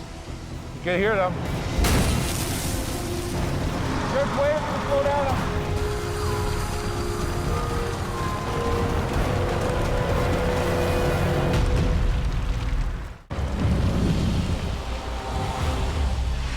Just wait for the slow down. I want to check this out first. On BC's Coquihalla Highway, This don't look good. a burning semi has holiday traffic on hold. Truck, trailer, everything's engulfed. Al Quiring's on scene to deal with the carnage. Yeah, it's cooking. It's cooking. The risk of exploding tires has forced police to shut down the single open lane of traffic. Biggest issue is the tires exploding. Once they're done burning down a little bit, then they're going to let the traffic start rolling again. Is it still one lane or what's going on there? Hopefully we can get one lane open here soon. Close so she burns out. Drivers with Christmas cargo can only wait and watch. Would be nice to be in Calgary in the morning. Don't know if we can make it now. Finally, just before midnight, Very dangerous. the last of the tires have nearly burned down. Al and Robert can get close enough to snuff out the flames. A first for both, working together on a wreck. It seems kind of odd that they're working with us, but I had confidence in Jamie Davis's traffic control, definitely. Well, to get it cooled down a little bit anyway. With the fire dying down, Al and Robert discuss a plan to get the traffic moving again. Want to be putting the speed down from 120? Yeah. The 90 to 60. I'll leave you my extra signs. I got a stolen traffic control outfit here, and they're gonna take care of the scene. Hopefully Jamie doesn't pay attention. They're gonna babysit this wreck overnight. Al will be back tomorrow to tackle the wreck.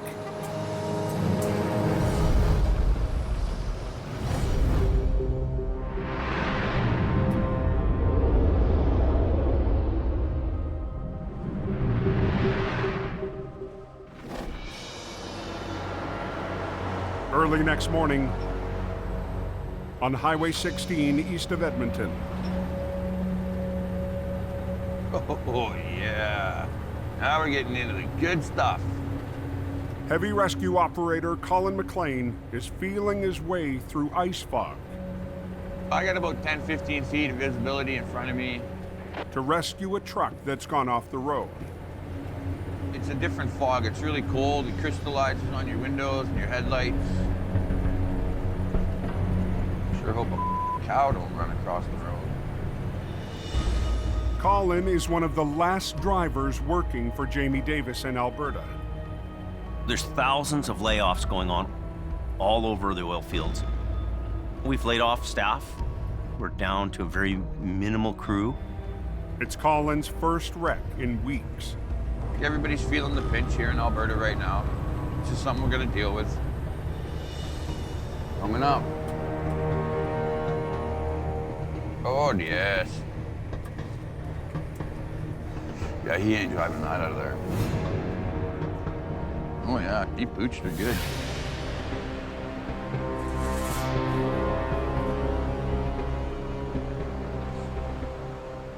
The driver lost the road in the fog. Morning, boss. She's in the ditch good, eh? A bad day made worse because he's the owner of the 5-ton. It's going to be costly to fix this. More money than I make a year. Fully loaded full of crates of mail. We're loaded. The damaged truck is packed with Christmas mail and holiday packages. A mail load is the load that you don't want to see in the ditch at this time of the year.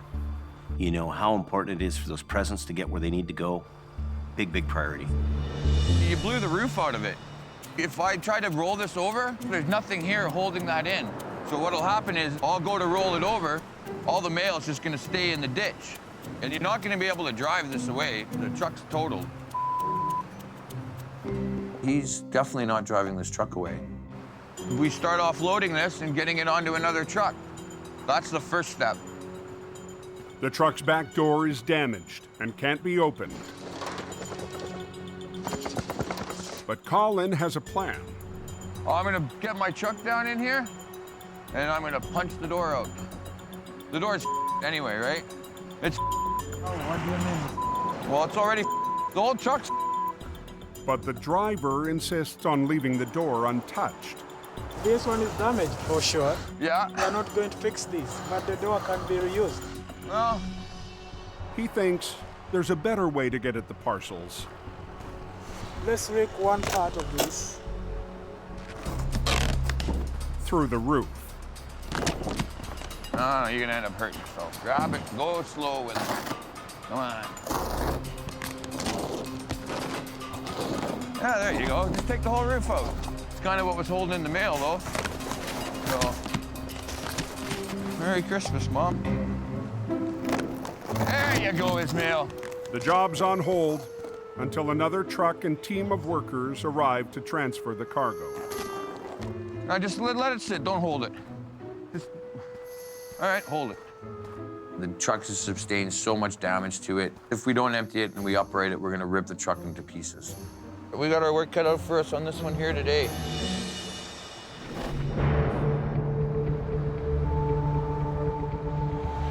On BC's Coquihalla Highway. What's the Coquihalla like? I heard something about one lane that was open northbound. Yeah, there's letting everybody go around now.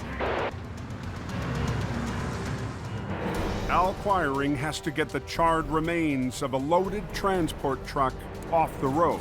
Roasted potatoes. The flaming wreck took all night to burn down. Oh!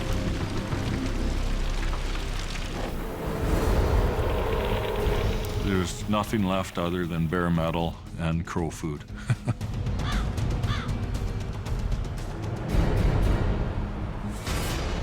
Duo here.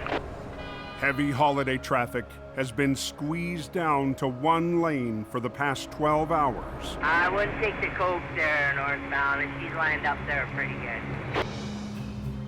Just grab this, throw it in there. We'll break the out of here nice and easy. Al's brought in a demo crew and an excavator to get the smoldering wreck off the highway.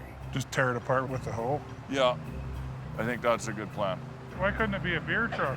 Or a money truck. That's the one we're waiting. 30 years, I'm still waiting for the money truck. Copy, Al. And Robert, Jamie's top traffic controller, is back to help out Al again. You there, Robert? I'm here, buddy, I'm here. Al knows that I know my stuff. I'm there to keep everybody safe. I make sure of that. And we're gonna break the truck out of there. We'll load it up on the low bed there right away. Hopefully by then we're gonna have the big demolition trailer. Okay.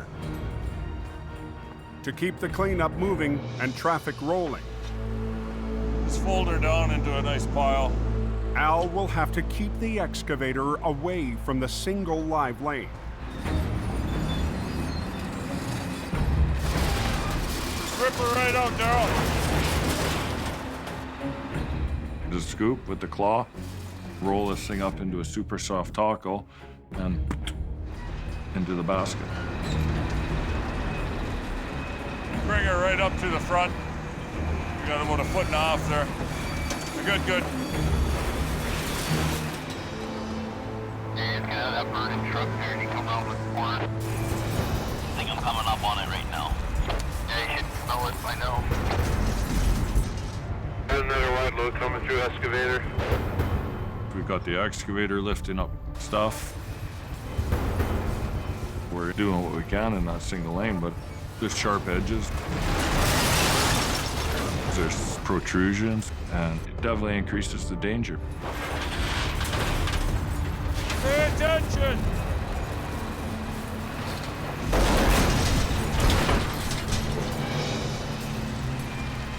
Two hours into the cleanup, the first load of the charred wreck What a mess. is ready to roll. Merry Christmas, Al. Yes, sir. Thanks again. All right, see you later. Yeah. But the rest of the burned out trailer must be broken down before it can be hauled away. Hey, Al, demo trailer's here. Robert, you on channel? Now go ahead, Al. Stop traffic after him. That part. A demolition trailer is called in to cart the mess away, but it will have to park in the live lane. Northbound, we're gonna have the road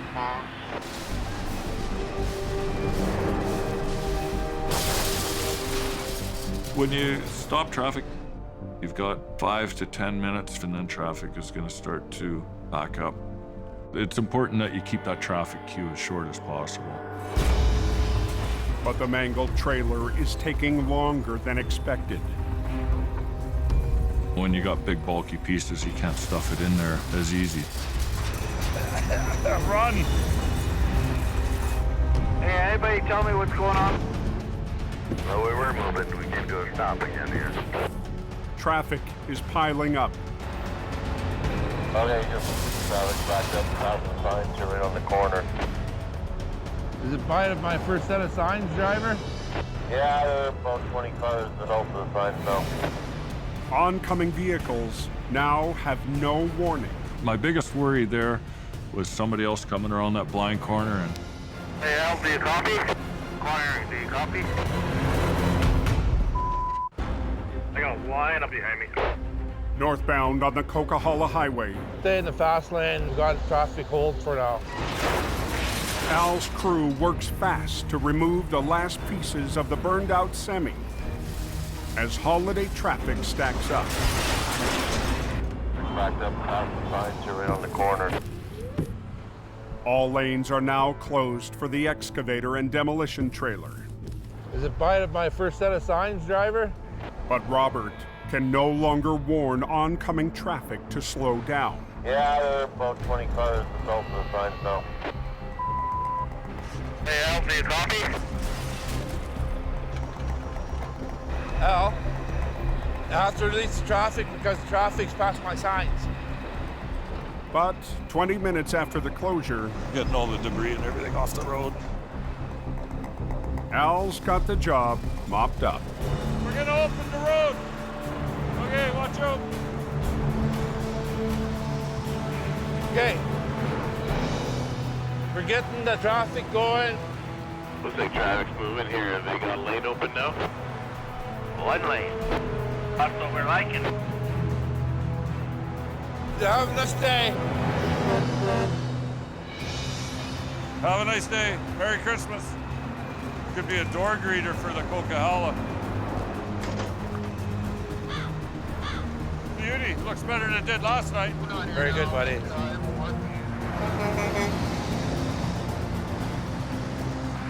We've pulled the job off safe.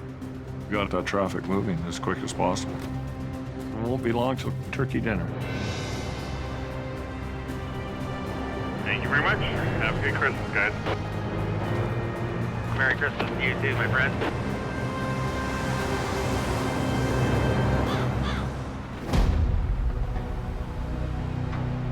In Alberta, Colin's still in the fog, Just another day at the tow yard.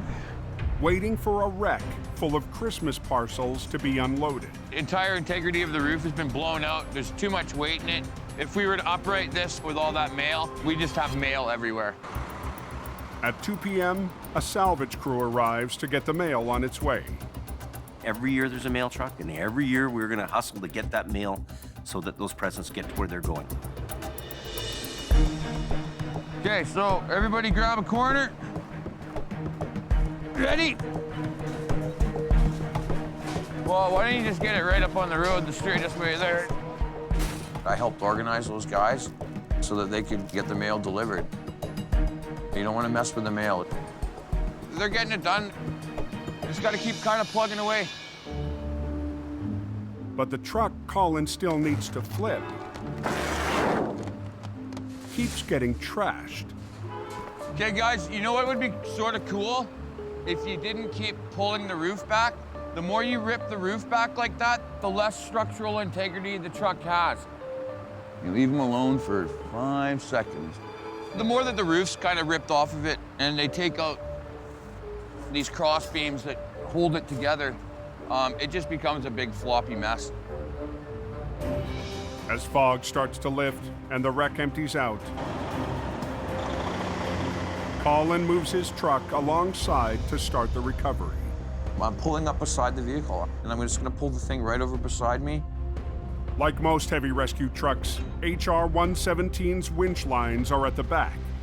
But it also has another tool that allows Colin to winch from the side pullers. The side pullers' hydraulic legs stretch out to provide an extra angle of winching and another 35,000 pounds of pulling power. That's nice, eh? When you don't have a lot of room to work with, the side puller's the greatest machine. In a conventional tow truck, I'd have to T-bone that and use both the winches off the back. The side puller, you can work off the side of your truck, keeping the highways open. Colin will use the side puller to winch in tandem with a line off the back to flip the wreck while keeping the highway open. If I can just add a couple of points, just add a little bit of structural integrity. We only have a couple of contact points that's basically keeping the box together. The only question now, will the damaged mail truck survive the recovery? Well, we're just gonna put the sunroof back on. Close it up. It's gonna be a little windy for the drive, so you know this could go two ways. It could go very smoothly, or that whole rest of the box could rip apart as I'm uprighting it. Alrighty, it's good to go, kids. Boss, don't come past this point, because I'm gonna upright it. So I just want to make sure I don't have anybody in here. Actually gonna be tight. To work the controls, Colin must sandwich himself between his wrecker and the 5-ton. When you upright the truck, it's sort of leaning towards you. So there's a tendency that it could, you know, fall over on you.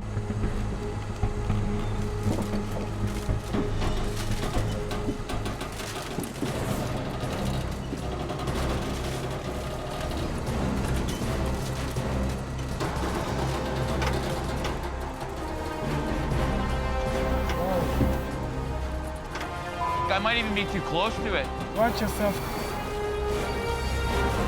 Watch yourself, mister. In Alberta, Actually gonna be tight. Colin's feeling the pinch, I might even be too close to it. trying to flip a 5-ton truck just a few feet from the wrecker's controls. I definitely don't want it falling on me. The truck's ripped roof also makes Colin's side pull unpredictable.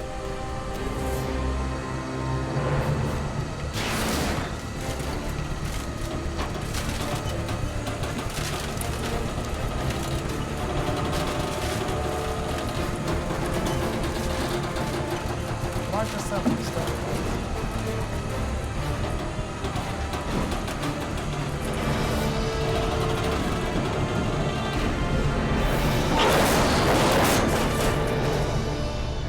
Decent, Jimmy.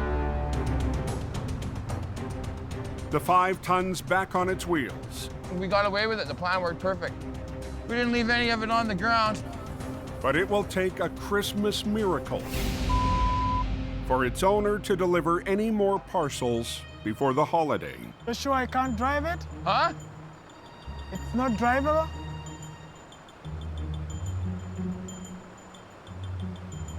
No, Ismail, that ain't drivable, buds.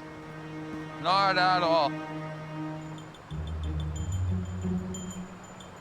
It's a bad day for business.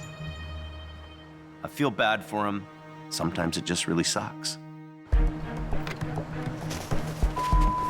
He's okay. His cargo's still intact. Those are the important things. Everybody's gonna get their Christmas packages. You just gotta kind of look at the bright side of things, and I'm sure he'll be all right. That's a win. That's a win all day long.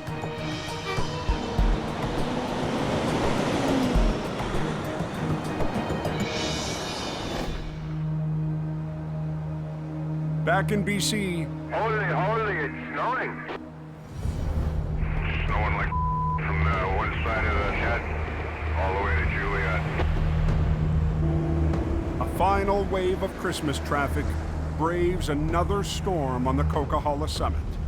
Extreme snowfall warning tonight. 10-14. Highway Supervisor Richard Enns monitors road conditions. Go ahead, John. I thought you said this was over. It isn't over till, you know, that special lady sings. Acquiring Towing's Gord Boyd hasn't had a break since early this morning. That sloppy flakes. For some reason, it always seems to storm the weekend before Christmas. Last trip before I shut down for Christmas. You're home for Christmas and stay there. All it takes is one person to do something stupid, and that's it, the highway shut down, which is where we come in. It's backed up at the top. Now hold your traffic leads till we get that sorted out. Acquiring 5-5, quarter 10. Tow truck's already backed down. Thanks, Gord. Nobody's going anywhere. Santa's not going to be happy.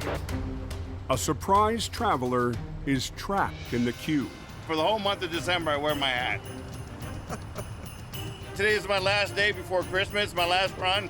I'm hoping to get the roads open soon.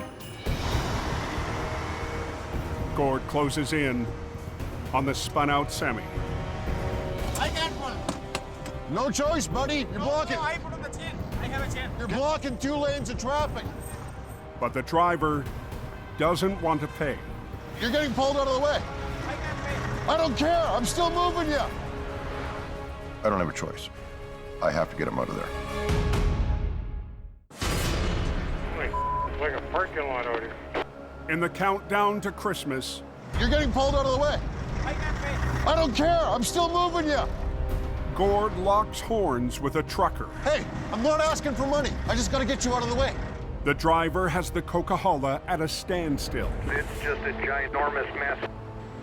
And a surprise traveler is still stuck in line. Today is my last day before Christmas, my last run. I'm hoping to get the roads open soon. Because it's Christmas time, you really want to keep things moving along. Relax. I got to move you. I don't care if the guy's got money or not. I got to get him out of there.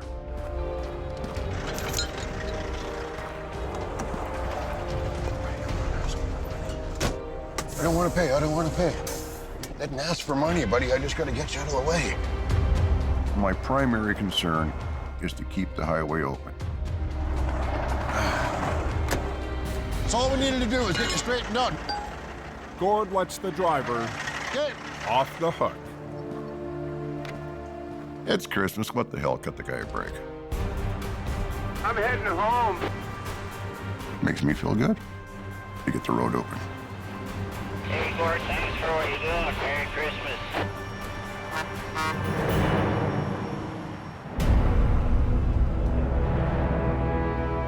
50 miles west of Hope, Dang, it's raining pretty good. in the Fraser Valley, Free truck wash today. the storm has unleashed heavy rain. Oh, the closer we get to Vancouver now, it's starting to rain harder. At 3:30 p.m., Mission Towing's Nick DePerrin gets the call for a wreck on Highway 7. It's cold, it's raining, it's not gonna be fun. I don't really know what we're up against, but we have to get in and get out because we have a very important night tonight. The crew is expected at Mission's Christmas parade this evening. But for Nick and heavy operator Neil Wakefield, duty comes first. Apparently the truck crashed in the ditch there. That's not going to make for a very good Christmas present. A box truck has crashed into a ditch, narrowly missing a power pole. It's my second day with this truck. It's a brand new truck. I am in so much trouble. Yeah. You can definitely see the fingerprints in the steering wheel. The truck's empty, but because of its tight position beside the pole, Nick and his crew have limited angles. Quite often the truck in the ditch is very simple, but this one's a little more complicated. What we need to do is bring the truck straight back and prevent any collateral damage to the truck falling against the poles. The truck didn't hit it when it went in, so it can't hit it when it comes out. Back and bringing it with it, so we'll get you into position. To get the job done quickly, Nick's called in a local tow operator. We needed a second truck on this job. We can go to the suspension on the front and come over top of the tire. Okay, so. Yeah, just bring it back to here. Beautiful.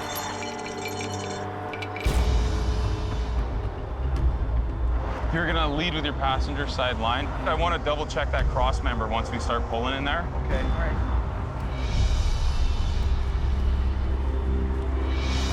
Let Larry take a bit of pressure. Let's see how that works for us. As Neil pulls on the back end, the other wrecker will redirect the front end away from the power pole. We've got inches to pull this thing out and not make a mistake. It could be a catastrophe. Whoa! How's the pole? It's right up to the pole. These are live wires, so if the pole comes down, we're in a lot of trouble. Okay, let him take it in and then go with him just a little bit.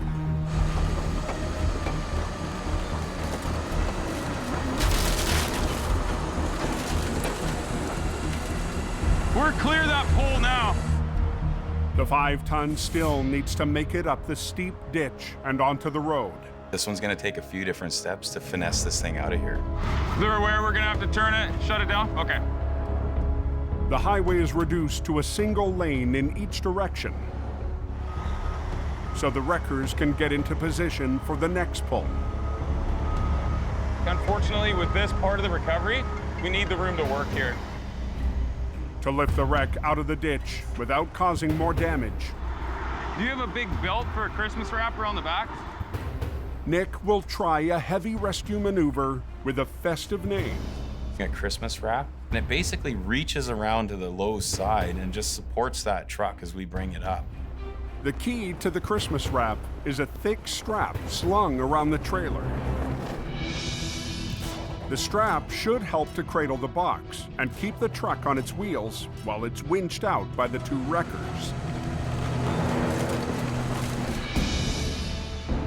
These guys are gonna have to make sure they're operating their trucks at the same speed. If he doesn't hold the back, and if I pull one line a little too tight, that truck's gonna lean and go right over. And now we've wrecked the whole truck. Okay, here we go. Lead with this side.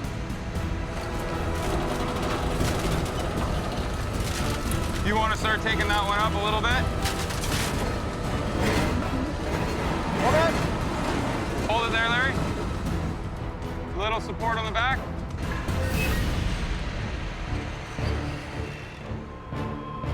Slack it off just a little bit.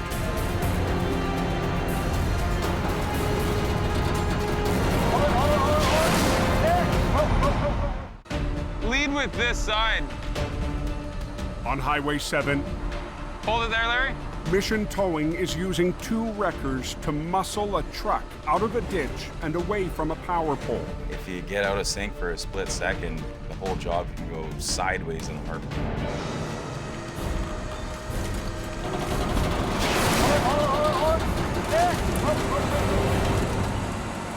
Okay, hold it there.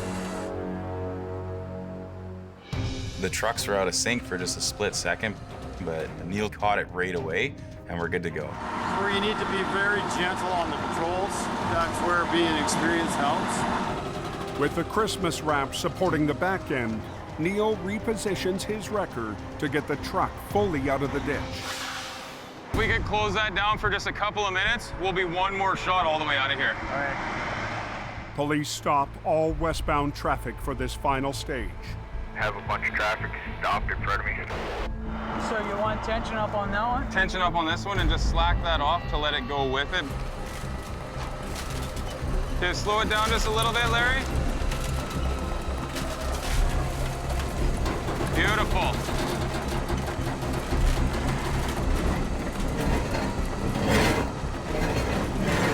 Okay. We can take the slack right off of this, we're good. Neil, Nick, and the Christmas wrap deliver a heavy rescue gift. The box truck is out of the ditch. For us on this one, we're very happy that it's up onto the road. It had a potential to be ugly. Absolutely. We got lucky on this one. Beautiful day. We're gonna head back to the yard and get into the Christmas spirit because we have somewhere very special to be tonight.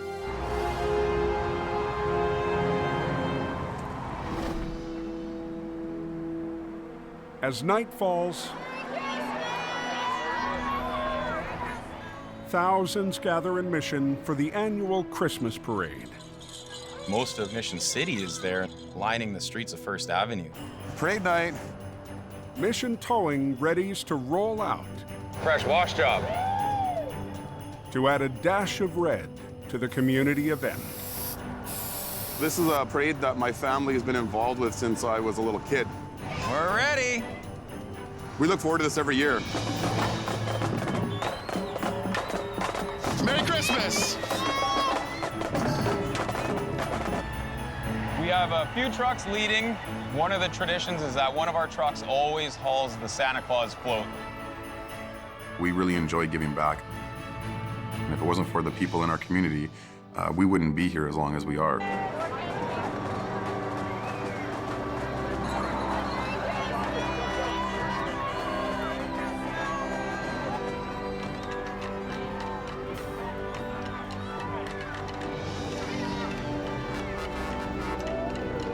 Merry Christmas!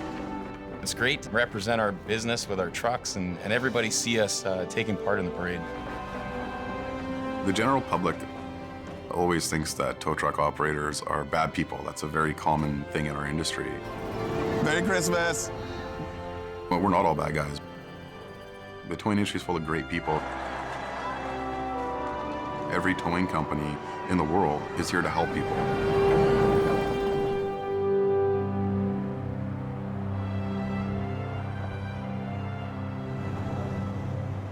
and the level of commitment and sacrifice that tow truck operators make, it's unbelievable. They miss Christmas, they miss family events, and go and look after people and help people 24 hours a day, 365 days a year. Without question. You're paid for your service, but it's more than just the money. It's a way of life. Yeah, we're gonna go in another truck. You're gonna stay nice and warm now? It's a huge, huge responsibility that we undertake to be in this industry. Hey, buddy. That's a nice one, dude. Cool. This is the kind of call that makes a tow truck driver feel good, because you're helping a family get somewhere safe. It's about helping people up there more than trying to get hold of people's credit cards.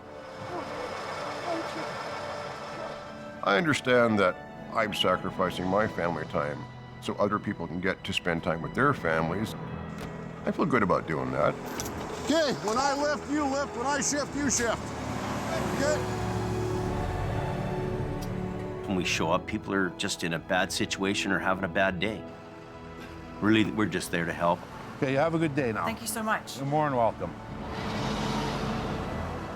We look after you. That's what we do. It's a good feeling. Thank you, sir. You have a super Merry Christmas. Next time on Highway Thru Hell. Take your brakes off your trailer! A Coca-Cola cowboy. Wrong. Truck to pull, Jas. Why Gord Boyd. Stay off my hill. Never backs down. There's a totally different side to him. The mountain's iron grip puts the squeeze on Johnny. That's stuck bad, bro. And a rolling wreck. That's crazy. Has Nick at the end of his rope. Oh, Chirp! Hold on. Cut it out!